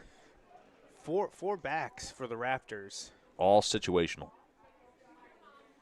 Lights obviously on here tonight at Exeter. Got that situated at halftime. I believe that's Willis in the backfield. Can't see for certain, but Gibson goes back to toss. Fires. Has his man. That's Stewart yet again. Works off 1 defender, and he's brought down just shy of midfield. As they snapped it, I was about to point out that the Raptors only had 2 guys covering 3 men out wide. And this is not an abnormal formation for the unit. They've been playing trips all evening long. I was never really good at math, but 2 on 3. Not great. Too good. Generally speaking, especially when you're playing more of a vanilla-based type defense, you're going to move out of a zone to a man if you have trips. I'm not sure if the Raptors were staying in zone, but it didn't work. Unit easily pick up a first down, get very close to midfield. Haven't seen too much of Green in that second quarter and now into the third at the running back spot for the unit. Same thing here again. Two defenders down there. I see what you're saying. Gibson brought down from behind. And Great pursuit on the back end. Burgess again. That is his 2nd sack this game, I believe. Burgess is the real deal at the linebacker spot. He's been all over the place again. One of the top stats guys on the defense, tied for the lead in tackles, end of the game. He's having himself a night here. He had a tackle for loss earlier, a sack there, his 2nd sack of the night. So, yeah, absolutely. Without question. A good game for Burgess. But it's just an interesting defensive alignment when with the trips this way. You have 2 guys out wide. I know Williams is sitting more in the center. So it's can easily take advantage. You just all you have to do is throw something short to one of the guys underneath, and it's just a numbers game. This time it's a run up the gut.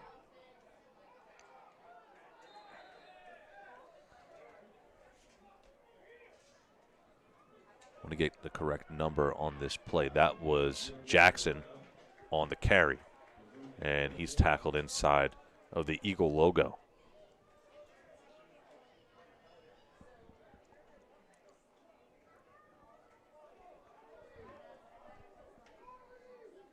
So Dax Washington, we're used to wearing number 88. He's been wearing number 99 this evening. We went through a game last year where Gooden had run so much his jersey got torn. He had to get a replacement number. Wow, yeah. Not sure why Dax is in 99 tonight, but we have called his name a few times already. Indeed.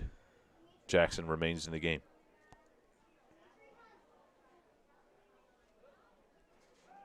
Gibson, again, a lot of time to throw. And it was almost intercepted on that far sideline. And that pass is broken up by number 2, Karif Hakeem. A nice play by him. Yeah, tried to undercut that ball just 1 second too late, but it's still a solid defensive stand, and that'll bring up a 4th down and 7. And Raptors defense stands tall. Again, forcing the 4th down here. Have not seen Mays come on the field for a punt.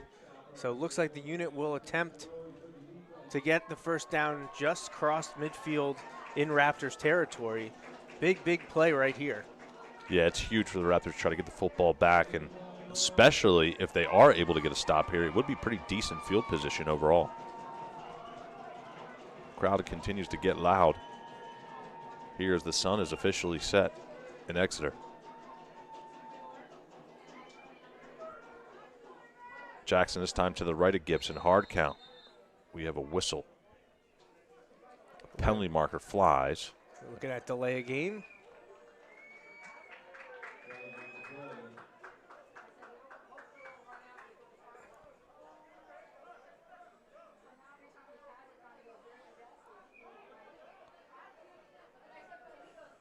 Refs try to figure out what's going on. They both look confused. There's a delay game signal. Okay. I thought he was going to say offsides for a second. He signaled offsides. He went the motion that way. I think the unit coaches are saying that the clock, maybe the play clock wasn't reset. But in the end, it is going to be delay of game. 4th and 12 now, and the unit are going to punt. So what a huge change. Attempting to go for it on 4th down. Another penalty marker flies, however. We'll have to check that one. I'm guessing there's going to be some extracurricular activities. Yeah, I can't see what's going on that far sideline, but sideline warning on the unit. Looks like too many players and coaches are on the field. Yeah, crowding the refs. So that brings Mays on to punt for the unit.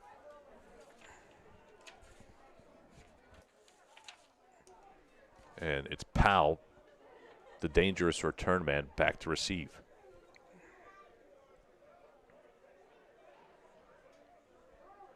Mays has a leg. We've seen it in action earlier in this game, especially that first quarter. He had a really solid punt. We'll see what he can do right here. Clock now winds.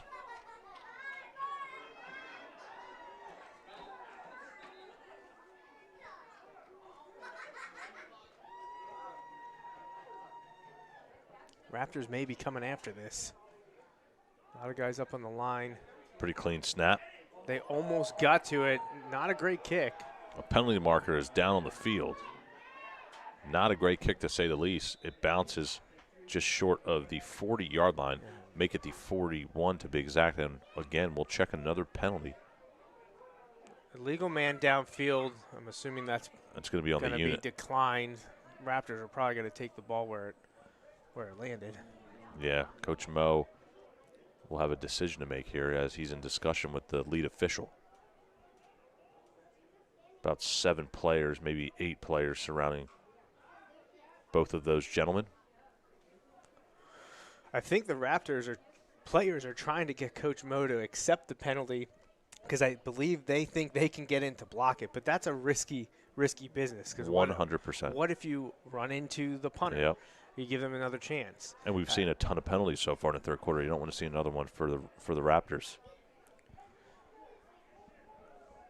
I think the players might have won out on this one, though.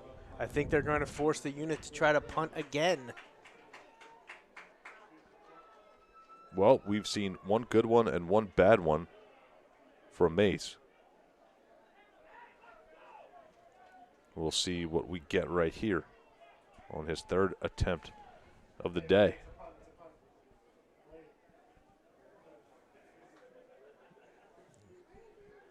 Pretty clean snap. Another penalty marker flies. They might be making them do it again. That one is a heck of a punt, to say the least, as it continues to trickle deeper and deeper into Reading territory. But this one's coming back. And it probably will come back because, yes, indeed, another penalty marker has flown. I think this one's going to end up being illegal formation. I believe the guard and tackle for the unit were not on the line of scrimmage, so concerned about blocking the rush. It is illegal indeed. Formation, yep. Good call by you, Joe. Well, the Raptors players were calling they wanted a legal procedure because they were kind of rocking and moving. Right. But in the end, the ref got him for not being on the line of scrimmage. So we'll get a third punt. Maybe a fourth. First one not great. Second one very good, but both brought back because of penalty. Yeah. So fourth and 20? Are we up to 4th and 27 now? Oh my goodness. Yeah. Not the first time this game we've seen a 3rd or 4th and very long. So Powell's hanging out around his own 25. Yeah. He's dangerous if he gets the ball in his hands in open space. We mentioned that. Oh, what are they going to try to do here? Draw them offside? They're making sure that they're on the line of scrimmage. May's doing his job. Another clean snap, and that's another solid punt, I'd say, for the most part, all things considered. And it dies around the 35-yard line.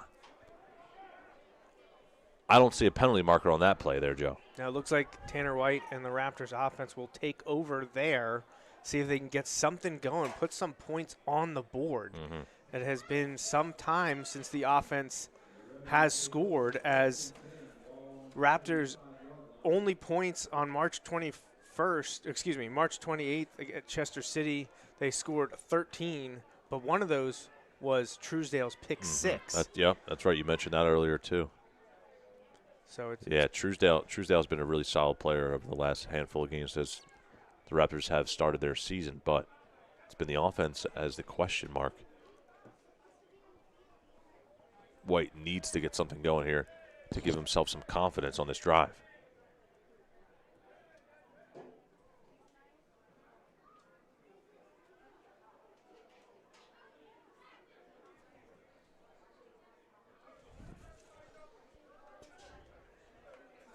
No good in to start the drive. He's hanging out by Coach Mo, waiting for his time.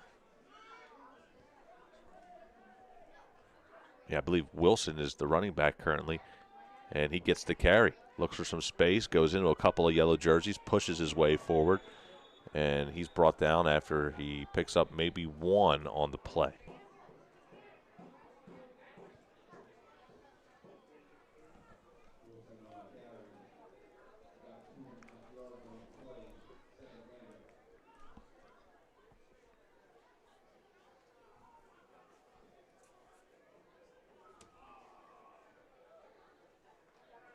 Relatively cool night, no wind, so that helps.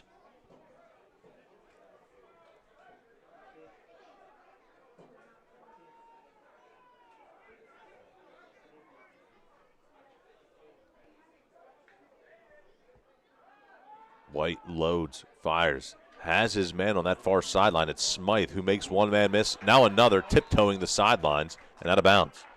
And Smythe getting into the action here in the third quarter.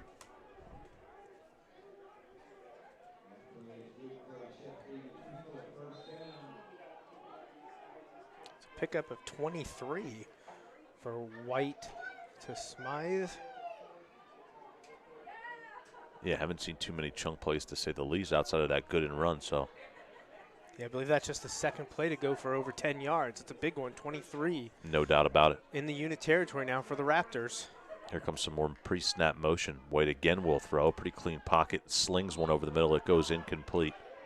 And he was looking for Smythe yet again. Yeah, he had Smythe open there. Just couldn't quite get him the football. Again, looked a little rushed. Mechanics aren't as crisp as you would hope.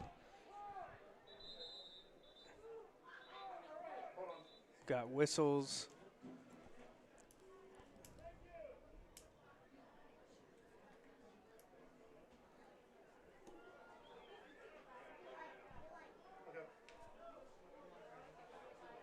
It's Gooden now into the game at the running back spot. Gooden gets his number called, stumbles around the line of scrimmage, stays on his feet, however, and barrels his way forward for 10, maybe 11 yards on the play. And that's good enough for a Raptors first down. So give the ball to number 22. Good things normally happen, and you see that on display right there. It's like they're going to give him about 9.5. Looks yeah, like. One referee signaled that's a first down. Now they're still in discussion. Near sideline officials had first down. I don't know about the other one. The far side definitely had him short. Yeah, they're going to say about a foot or so there you short. go. He's going to be a little short. Gooden actually came off the field when they signaled first down, and now he's back into the huddle. Third down and inches.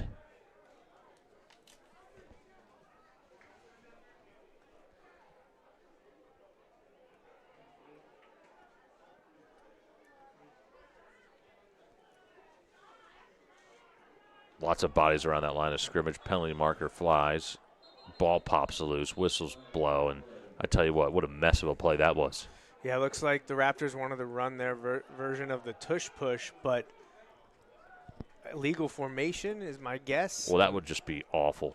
And certainly it could kill the drive here. There you go. Offsides on the defense. Just about to say, unless the unit were offsides.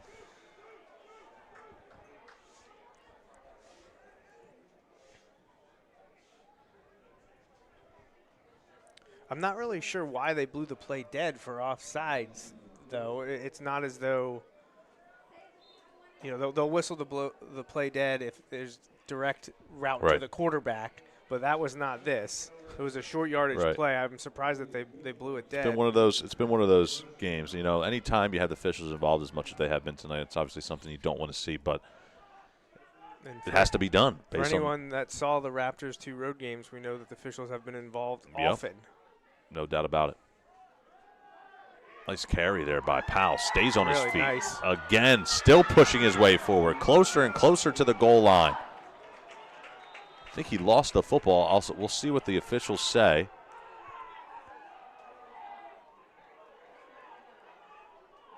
He fumbled the football, but it went forward. And the Raptors are saying they recovered it in the end zone. 4 officials gather.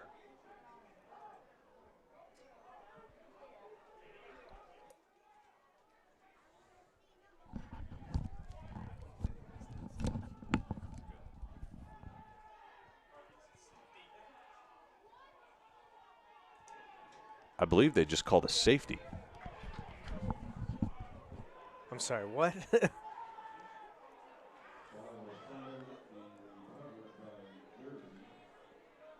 I thought did he signal touchback or did he signaled safety and then he said touchback. Okay. I think he was correcting himself. So fumbled into the end zone, recovered by the unit. That would be correct. That's how I'm interpreting it. Powell, what an impressive run. Really impressive run. Burst through, got deep into opponent territory, and then lost the football, turned it over, and the whole thing was wiped away.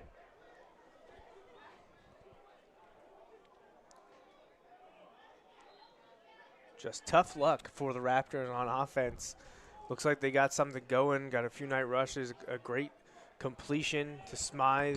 It was tough to see who obviously recovered that in the end zone because a couple of the Raptors players were saying they were the ones who got on top of the football, but not meant to be. So the ball comes back out to the 20-yard line. The unit will go back to work offensively.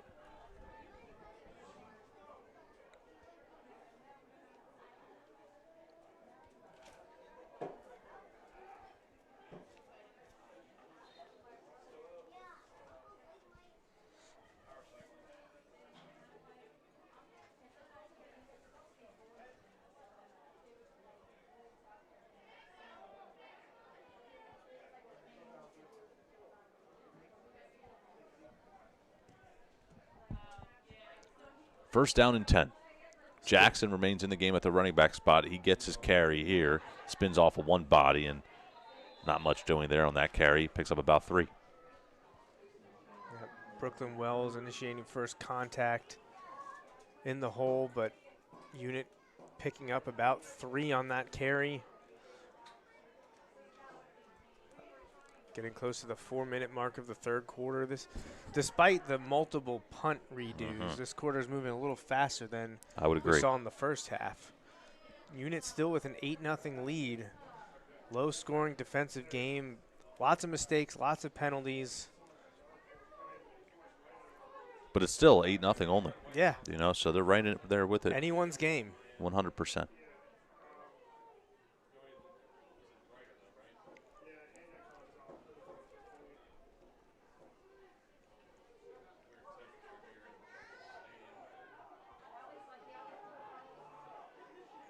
Pass goes out to the far sideline. It's a first down for the unit, and then some. Stewart is on the receiving end of that pass.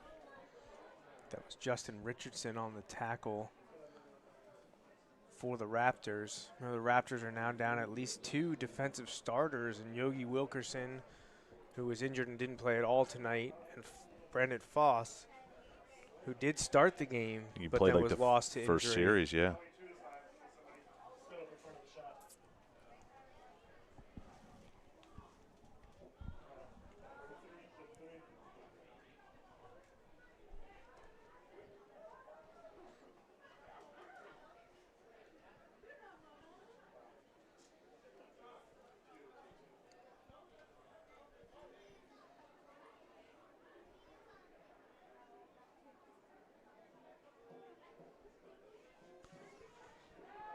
Screen pass is on. It looks to be pretty successful here. And the unit will take what they get. Whistles blow. The helmet flies off.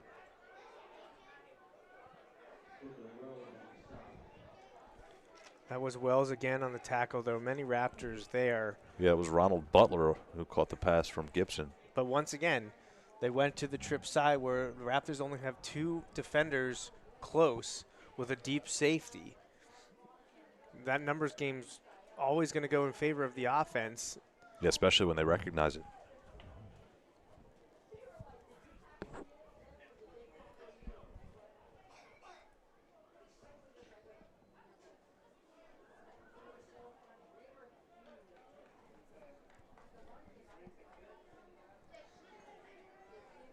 You have it there yet again. Yeah, even deeper now. Perez just dropped off. And there's some movement up front. And I think this is going to go against.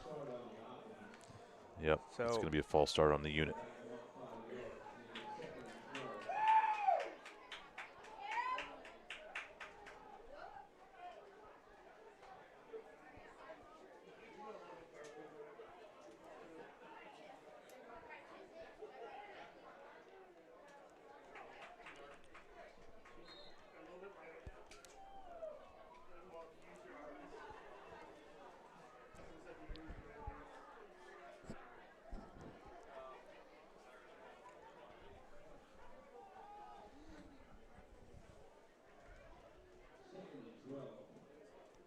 Under 2 minutes to go in the third quarter. 2nd down and 12 for the unit.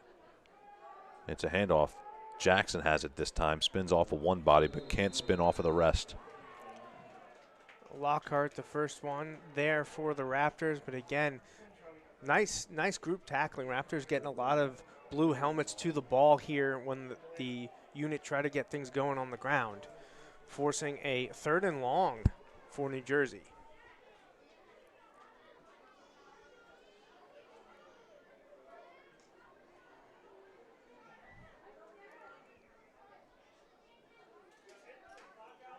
This could be the last play of the third quarter. The way this clock is milking right now, 100%.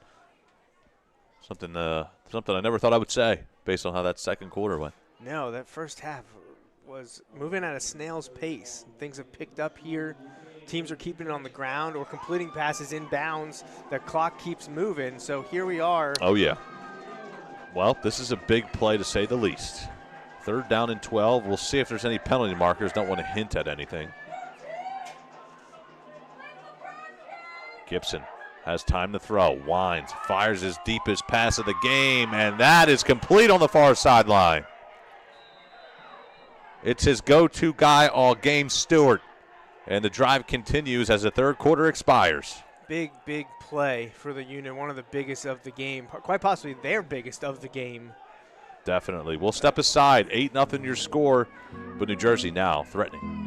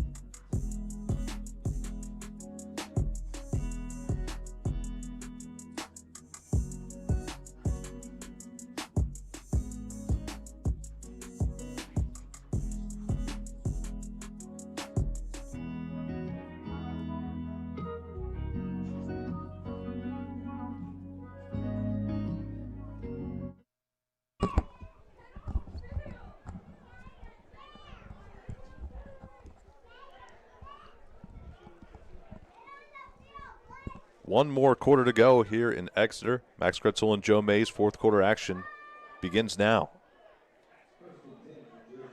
It was a massive third down completion. Gibson to Stewart. They strike yet again. And that combination has been dangerous here tonight. First play of the fourth quarter. It's a direct snap. And, oh, my goodness, it was almost a fumble. Gibson able to keep hold of the football. Penalty marker flies. Yeah, quarterback draw. I'm not sure what happened, if the quarterback just lost the handle or what. But no matter, the ball's going to come back. 10-yard loss for the unit here after a holding penalty. Well, we're only 6 minutes into or 6 seconds into the fourth quarter, and chaos is already happening in one play. Got to give Gibson credit, though. He's played a heck of a game so far here tonight. Yeah, he's found Stewart on a couple big plays, but it has been mostly the Gibson show here this evening at Don Thomas.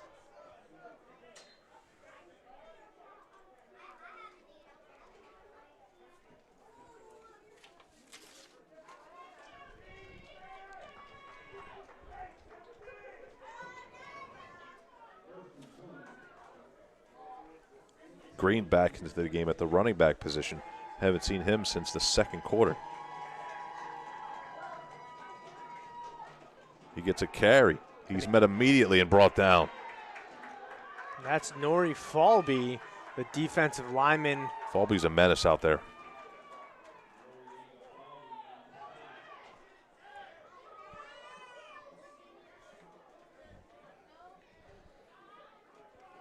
Defense playing with some mojo here.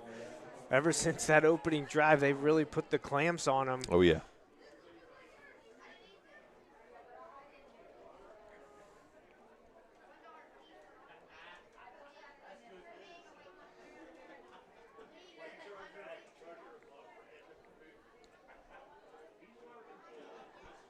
Interesting uniform designs for the unit. I thought it was white numbers on yellow. It is yellow numbers on yellow with very small white and blue outlines. Yeah, that's not going to do it for guys like us up here in the booth. No, that would not fly in high school, college, or pro ball. I don't believe so. The legibility of the numbers is of the utmost importance, not just for us here in the booth, but for the refs as well. Definitely. And that makes things very difficult. We'd love to credit everyone making a play on the field, but it has been very difficult to pull out those numbers. Timeout on the field. We'll take a quick breather. Come right back after this.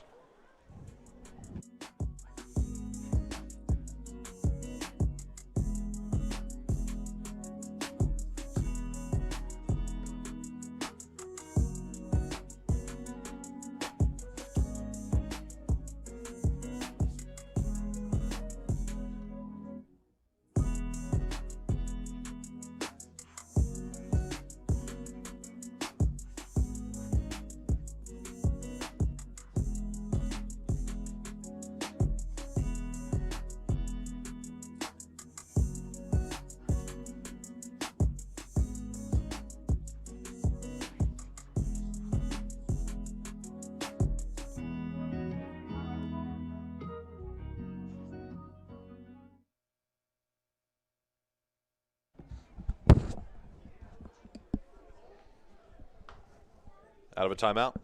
Second down and 21.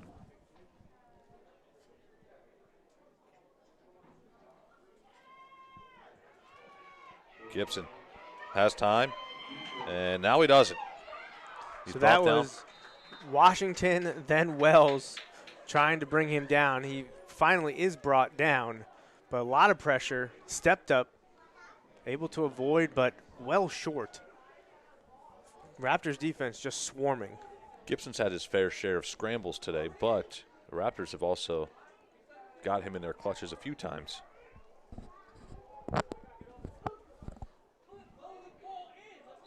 $8-0 remains your score. Third down and long. Massive play regardless of the down and distance for the Raptors. Can't take anything for granted here if they want the football back. Green back into the game for the unit. He's their running back. trips yet again up high. Gibson all day to throw. He loads, he fires, and it's in and out of the hands of his intended target, and then ping-pongs off a defender.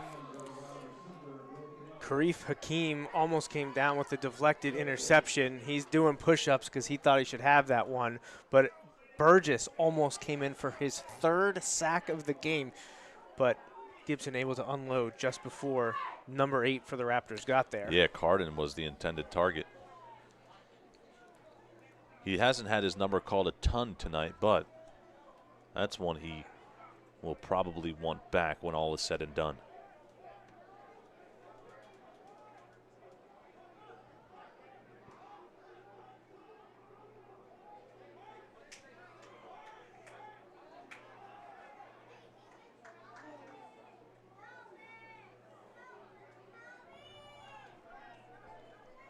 Fourth and 19, just under 12 minutes left in the game.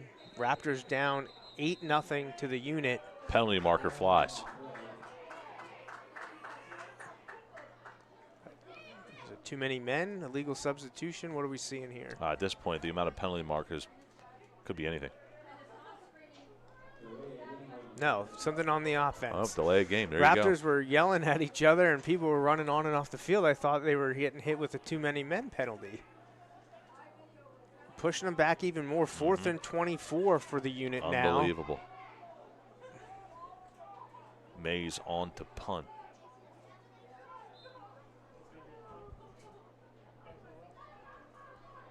Powell back to receive.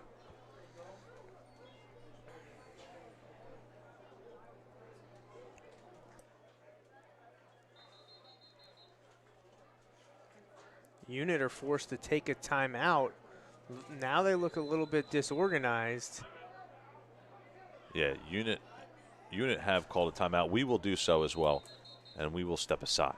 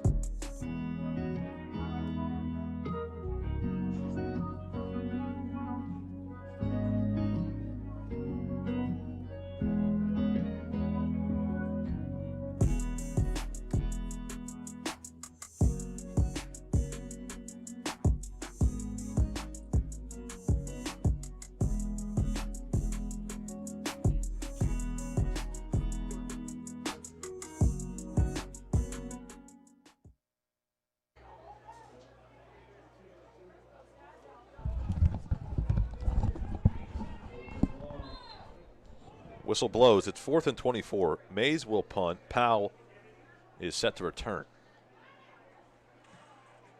It's another good one. Bounces inside the 20-yard line and takes a favorable hop for the unit. And they will touch it at the 5-yard line. So it's going to have to be a 95-yard drive for Tanner White and company to try and tie this football game up in the 4th quarter. There's a penalty flag down back at the 40-yard line.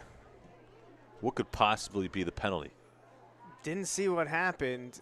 Somebody is pretty animated, putting his hands on the referee.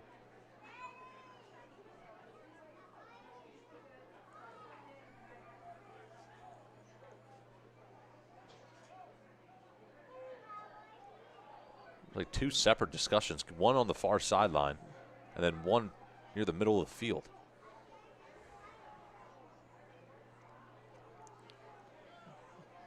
The unit coach is very, very upset, very animated. I'm not sure what for. It was 4th and 24. I don't know exactly what they think was called or wasn't called.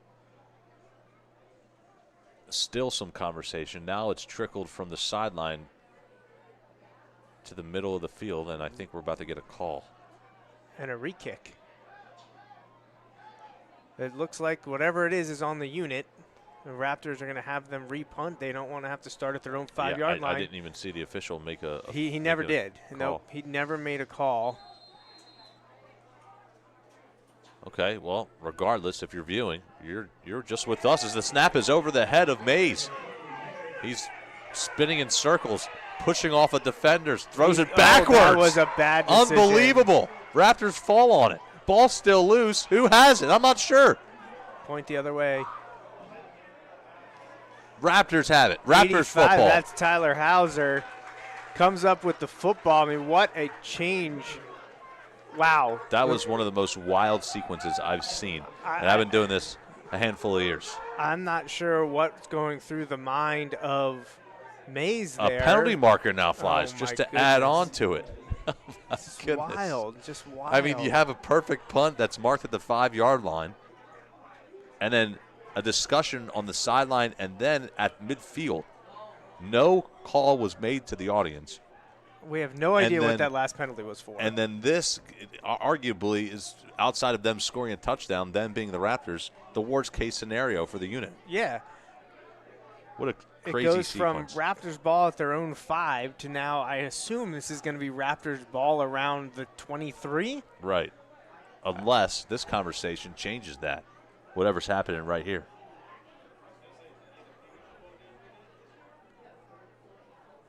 It's like a foursome on the golf course looking for their golf ball. It's like, I think it's over here. Not sure. We'll see if there's a call this time. Coach Mo, respectfully, hands behind the back. I mean, it's got to be Raptors ball, right? They recovered the fumble because I know there's who had possession. Was there a change of possession? Right. Could it be the unit's ball? But the Raptors recovered. And the flag was thrown after the play ended, I think.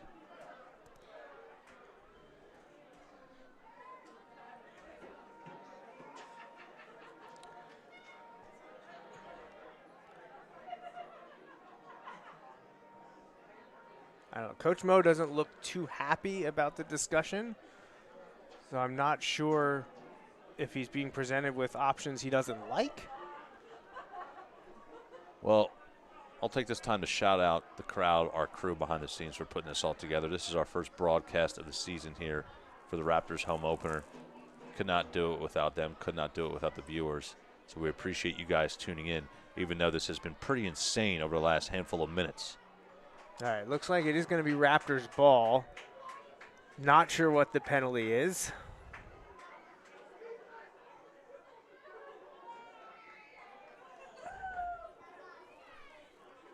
Okay, so now the head official had to explain everything, Coach Mo. He's going to go over to the far sideline and explain it to the other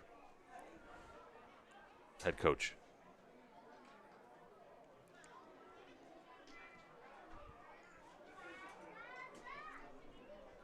So we haven't gotten a signal about what the penalty was. The Raptors offense is on the field.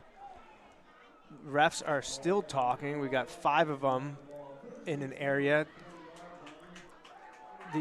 Look at Brown. Brown's already lined up in the slot, like ready to roll.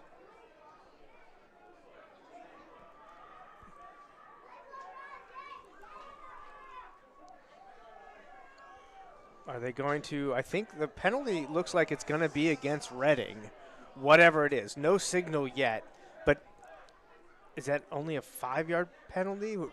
Back to the 25? All things considered, Reading does have the football, which about 5 minutes ago I thought they were on their own 5-yard line with the football. Now, after the penalty, it's first down and 10 from the unit's 25-yard line. So Reading's handed a gift. We'll see if they can capitalize. Hauser in motion. Here comes some pressure. White back to pass, loads up, fires. It's caught by Brown, making some moves on the far or near sideline, I should say. And the whistle blows. It's going to be a pickup of a couple. Let's call it about 7, it looks like, bringing up a second down and 3.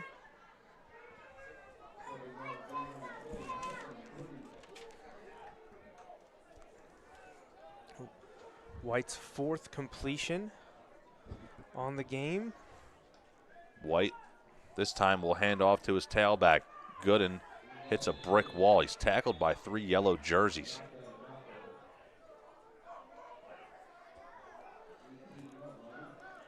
Not sure he gained anything on that I don't one. think he did either. And now it's going to be a 3rd down and 3. Gooden's going to stay in the game.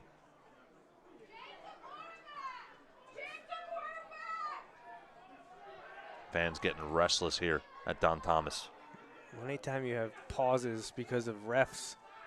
White scrambling, firing, end zone shot. He had Brown, but he overthrew him. It's incomplete.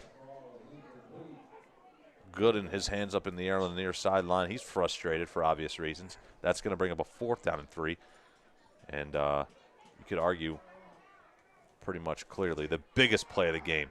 Gooden slams his helmet in frustration.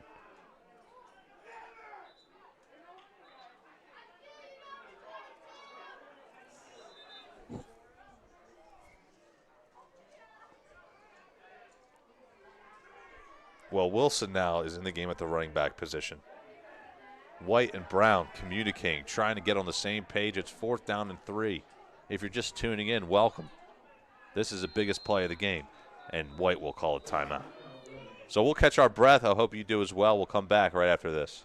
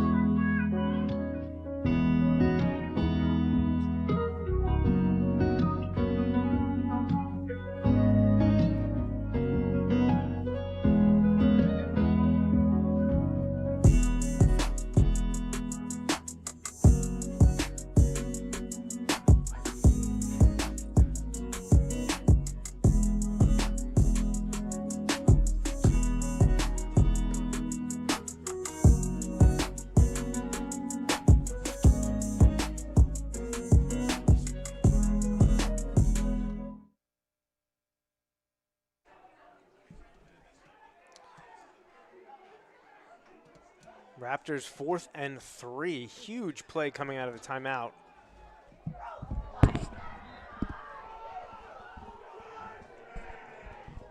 Well, I don't have any words, Joe, Nope. other than not good. Fantastic field position for the Raptors. They're only able to pick up 7 yards in 4 plays. Yeah. And they turn the ball over on downs. It's just a gut punch after gut punch. Coach Mo in discussion with White. No idea what they're talking about.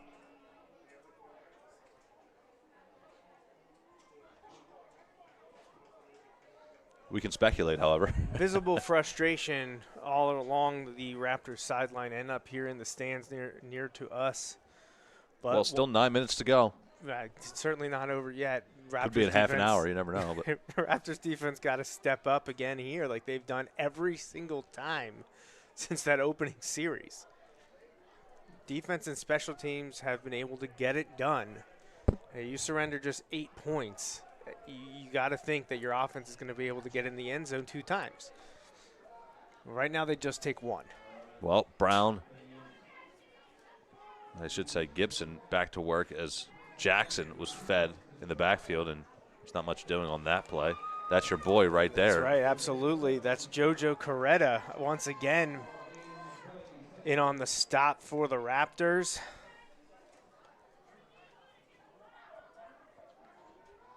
Certainly been a great pickup for Reading. Free agent signee. 100%. I mean, the defensive line has been pretty solid all night long. Secondary outside of that opening drive has been lights out. Second and about 9 for the unit Oh, here. yeah. Gibson. Back to pass yet again. Feels the pressure. And taken down in the backfield. And that is Burgess. That is number 3, who was very close a few plays ago. David Burgess with his 3rd sack of the night. Unbelievable. Burgess not to be denied.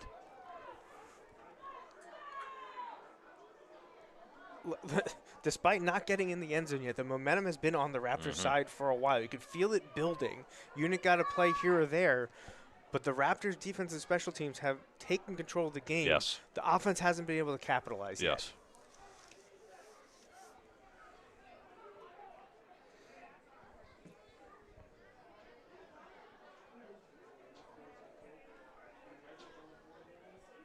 And we mentioned missing multiple defensive starters here as well. Nice to see Ortiz get some more playing time. Number 26 on defense. 3rd down and 20. What are you drawing up here? What I've been saying the whole game.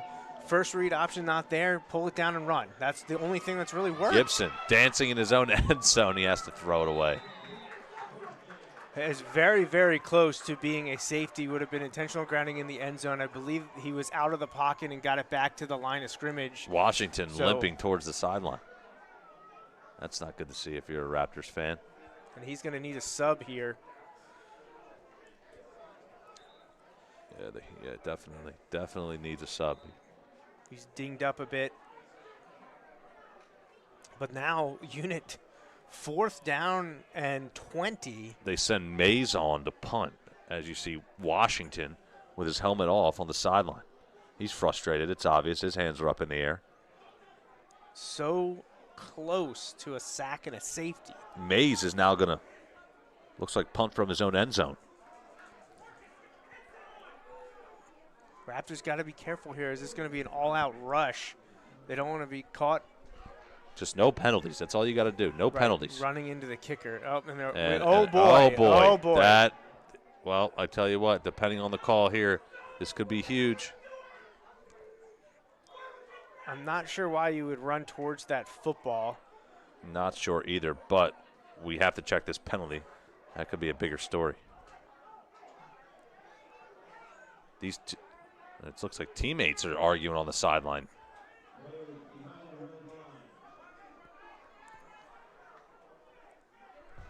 I think a few people are saying exactly what we just said. Don't run towards that football. That's not a good decision. Not sure what the penalty was on the field. I'm not sure either, and I don't know if we're going to get an answer. We haven't gotten the call the last couple. Exactly. It should be Raptors football, unless they're going to make him kick it again. No, they're moving the chains. It's going to be 1st down Raptors. They're going to have it at the 21.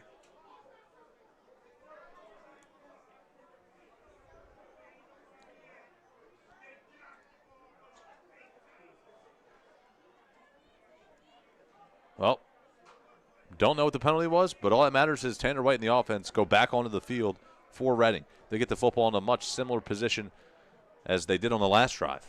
Yeah, really. You got to capitalize this. You got to punch it in. Good into the game at the running back position. 6 minutes to play. We've seen some great punts from Mays, and when the pressure is at its highest, you saw a bad one from him as Gooden gets his number called. And he's dropped pretty quickly.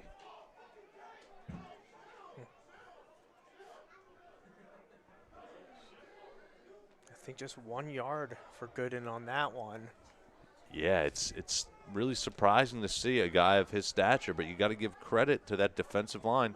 They've been up for the challenge.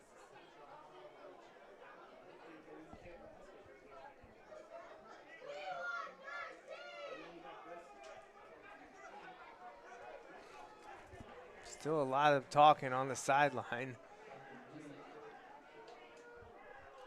But Tanner White, 2nd and 9. Low snap, dumps it off into the backfield. Gooden loses his footing, still on his feet, but he's dropped around the original line of scrimmage. Well, that's going to bring up a 3rd down and 9, and I tell you what, Joe, that's 2 plays and 2 negative ones at that. Yeah, 3rd and 9.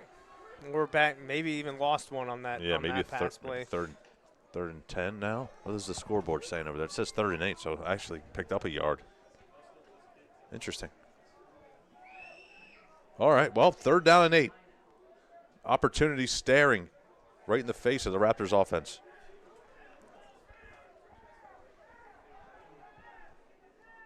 Looks like Wilson is back into the game at the running back position. Roberson in motion. White to pass. Has time. Fires behind Roberson and incomplete. Unbelievable. And that'll bring up 4th down and 8.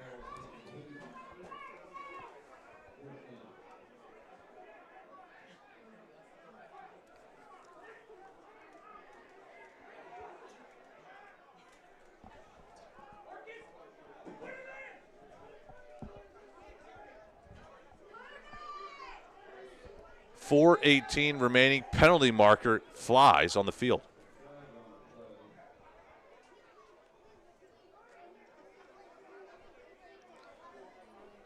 No flag on the play. We're waving that one off. Not Okay. sure where it came from or why. Probably just getting bored out there, wanting to throw something around. The tension and frustration are at a boiling point, I think. Yeah, and it might get even higher and boil over depending on this 4th down. 4th and 9 is a tough task when you've barely been able to move the ball for 3 games. Well, we've seen some crazy things happen in our day of sports. Roberson motions from the opposite side, and I think he jumped. We'll see. Penalty marker flies. Who's it going to be on? That's tough. That's a timing play completely.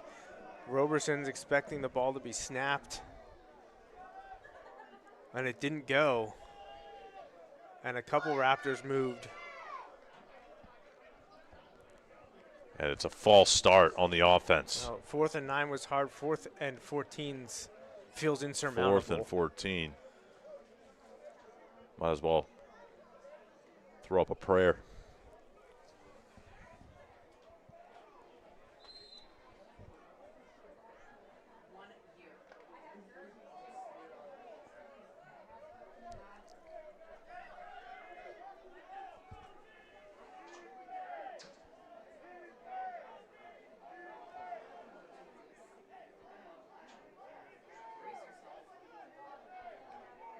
Penalty marker flies. And that's going to be yet another false start. Back-to-back 5-yard penalties. And it's going to bring up a 4th down and 19. Again, this drive started at the Raptors' 21-yard line. Since then, they've gone backwards.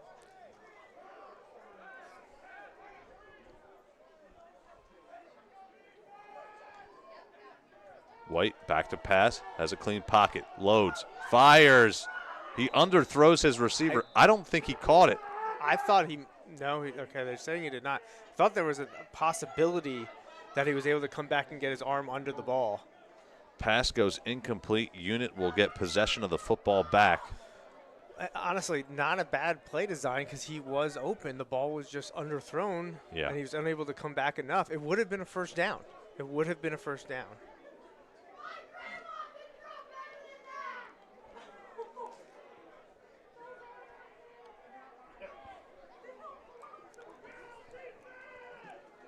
All right, it'll be up to the Raptors defense to come up with another stop. They've certainly done so most of the game, especially here late. 4 minutes and 10 seconds remain in this football game.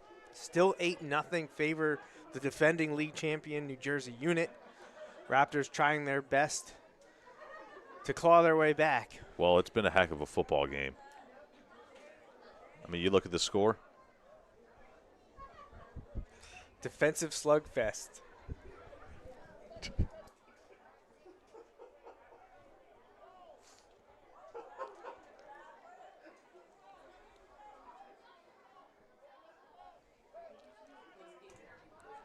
Depends on how you characterize the word heck of a game.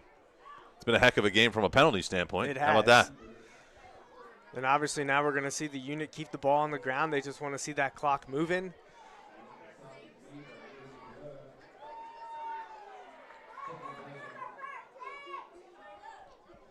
A big pickup on first down, went for 8 yards.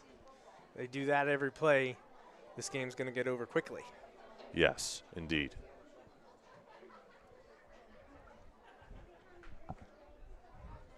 There have been some ridiculous sequences in this football game, stuff that I've never seen. I think back to last year, and there were a few in the previous season that I had never seen before. We had that simultaneous catch that were like, it can only be 2 things, and then it was a secret third thing we hadn't even considered. Right. That was crazy. Another handoff up the middle this time. Jackson's upended pretty quickly. bring up a 3rd down and about 1 as we reach the 3-minute mark. 3 minutes to go in the 4th quarter. Raptors defense trying to come up with yet another stand and give their offense possibly one last shot at putting points on the scoreboard.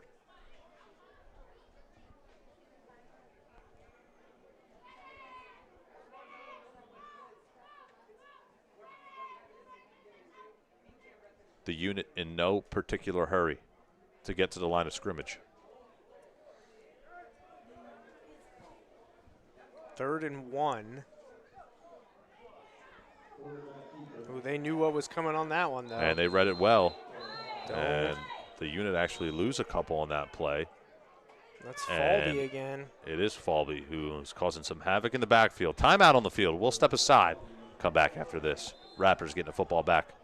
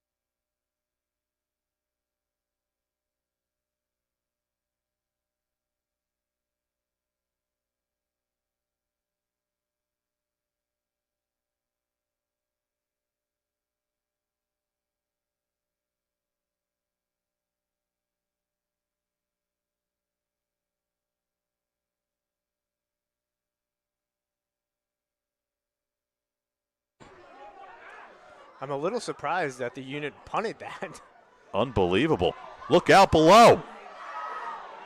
Heck of a return for the Raptors. Fantastic They go back return. in enemy territory. He was down. Just when you think this game's over, the door is left open just a crack. That was Karif Hakeem on the return. Yeah, Hakeem, who hasn't gotten much playing time as far as volume of the football in his hands, but he makes the most of his chance right there.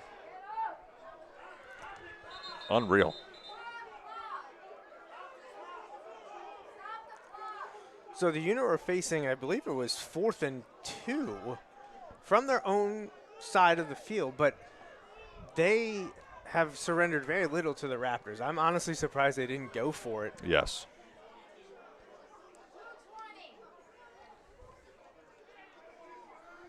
I'm sure that last play got blown up, and you know that the Raptors were going to focus on the run, whether it was the handoff to the tailback or the quarterback keeps it or something. You can counteract that by throwing a quick out or something like that. Yes. A screen. Well, what are you calling here on this play? I mean, I have no idea. I feel like they've tried a lot of things. The deep passes just aren't connecting. Yeah. It's been a lot of underneath routes and such. Obviously, they can't run the football with 2:22 remaining in the game. They can attempt to run a few here and there. I feel like it's probably going to be a dead giveaway if they put Gooden in there. Right. The unit have been stacking the box no matter what, usually having seven, even 8 hanging around the line of scrimmage. Yeah. Not sure what the discussion is here. He was very clearly down before the ball came out. Yeah, he was down. He had possession of the football. I didn't really see any pushing and shoving after the play. I didn't see any flags or anything. Maybe just how much time is supposed to be on the clock? Not sure.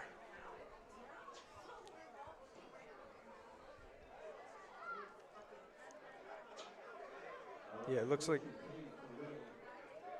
they're trying to edit the amount of time remaining on the game clock.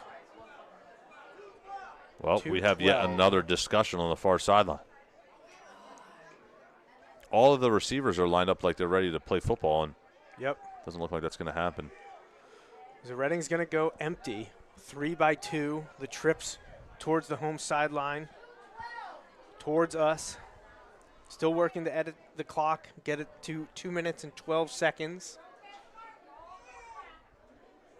but it will be 1st and 10 Raptors from the unit 43 with 2:12 to play. Well, 2:12, so the clock is adjusted to 2:12.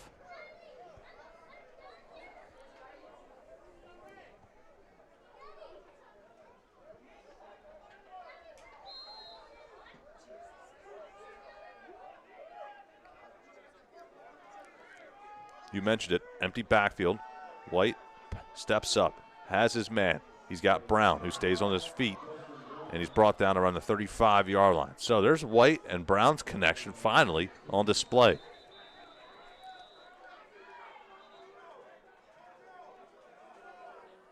Picked up, what, about 8 yards on that? About 8 yards on the play. Timeout on the field. We'll step aside. Come right back after this.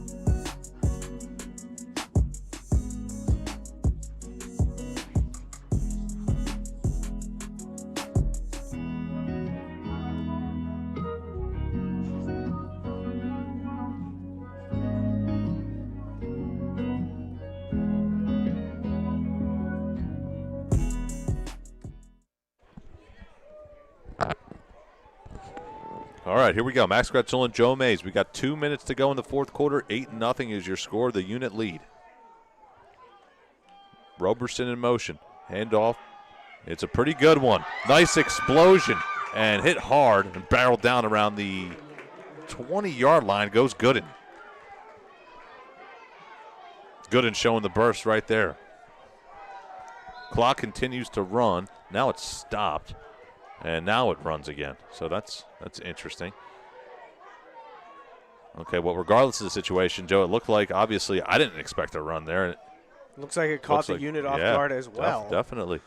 Another play and another opportunity for White with nobody in front of him. Has all day to throw, and he's hit, stays on his feet, still surveys the field, and runs out of bounds for a gain of 1 on the play. That could have been bad. That could have been bad. Decision, though. He didn't force the pass, and he didn't get tackled in bounds. So he ended up I'm not sure he actually did gain anything. They have him right around the line of scrimmage, but got out of bounds, got the clock stopped. Well, 1 minute and 30 seconds exact to go in this game. You're right. No gain on the play. It'll bring up a 2nd down and 10.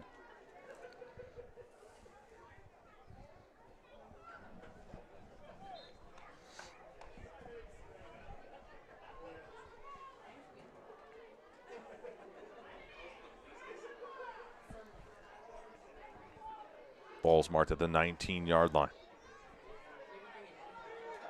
Gooden still in the game at the running back position. Does he get the carry yet again? We'll see. Dangerous, though, with only 1:30 to go.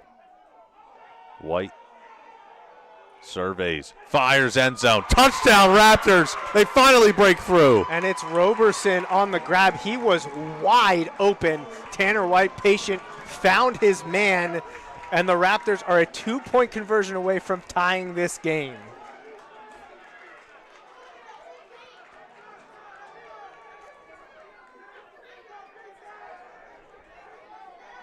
Unreal.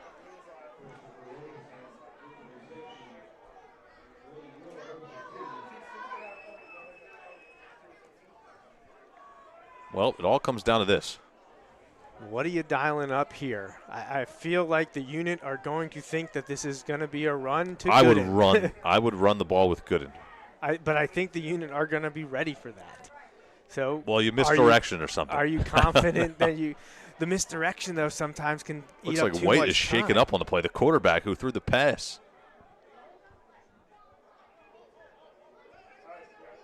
You know, White has taken a lot of flack from the crowd here tonight, but he stepped up when it matters most. late in this football game. So it's going to be Blake today that has to come in now for the 2-point conversion. Cold hasn't played a snap all night. Oh, my Tanner goodness. White is going to have to come out of the game for this one. So last week's starter and the quarterback that played most of the first game as well now comes in here in the home opener. Game number 3 in the NEAFL for the Raptors. Blake spells his name B-L-A-Y-K-E.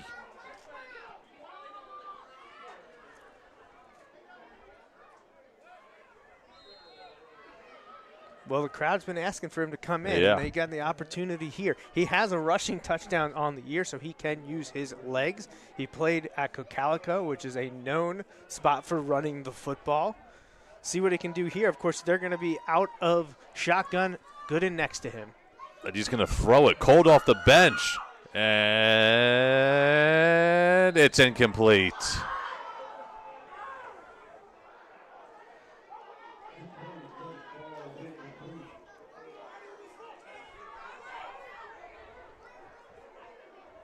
So I'm not sure if I thought it was it Hauser? I think it was Hauser that had caught the ball, but he might have been out of bounds when he caught the football. Well, think about this. All the craziness that's transpired over 4 quarters comes down to White, who finally breaks through and throws a touchdown pass, but he can't finish off the drive because he gets banged up and injured. 1 minute to go in the 4th quarter. Raptors unable to tie the football game. And believe that should all but do it here tonight. Well, I'm assuming we're going to get an onside kick. That's the only thing that could maybe throw a wrench into the plans. End of this game. Right. Of the unit getting away, slinking away from Don Thomas with an 8-6 win. Oh, my goodness. But with the way the game's gone tonight, I'm certainly not going to count out an onside kick recovery. No. And then what would happen with the Raptors? Is Tanner White banged up and not be able to come in? Would it be Blake? Well, let's see. What kind of Balake. So Carter Booz, the soccer player, hey, they haven't seen him before. Last year was Mitchell Ponick. Remember, was the yes, the big boot kicker. And he's got a soccer background. Maybe he's got something fancy up his sleeve.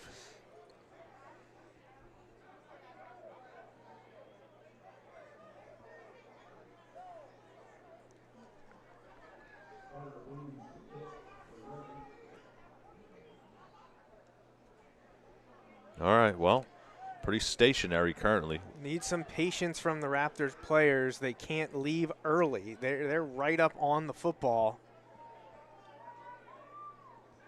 Booz can't have any stutter steps or delays, or the Raptors are going to go off sides. And here's the onside kick. He got the bounce like you want, but unfortunately went right to a retreating unit player. So the unit are going to take over at midfield. Raptors. I believe they have 1 timeout left. 1:08 to play.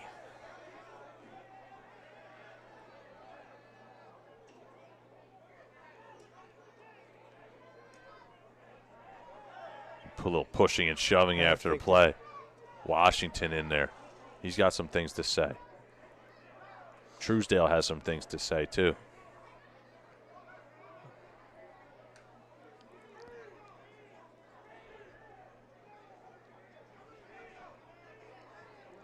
Still going at it at midfield. Why? Where's Coach Mo at? Why is their coach at midfield? Why do they have players out there without helmets on? I have no idea. What's happening?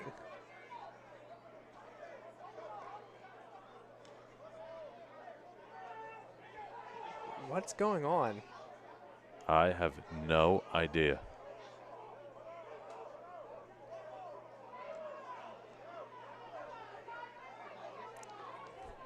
I mean, that's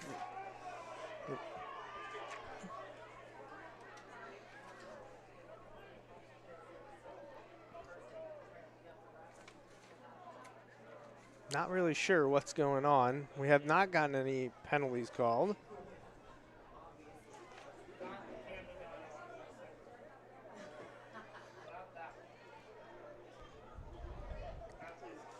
Just an odd delay here for no reason.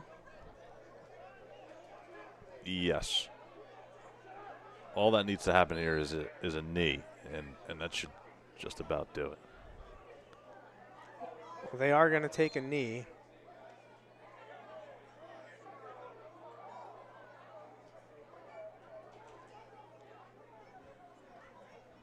I mean, it doesn't look like the Raptors are going to take any timeouts. Thought they had one left, but doesn't look like they're going to use it. Nope, they need to take one more knee, and this game will be over.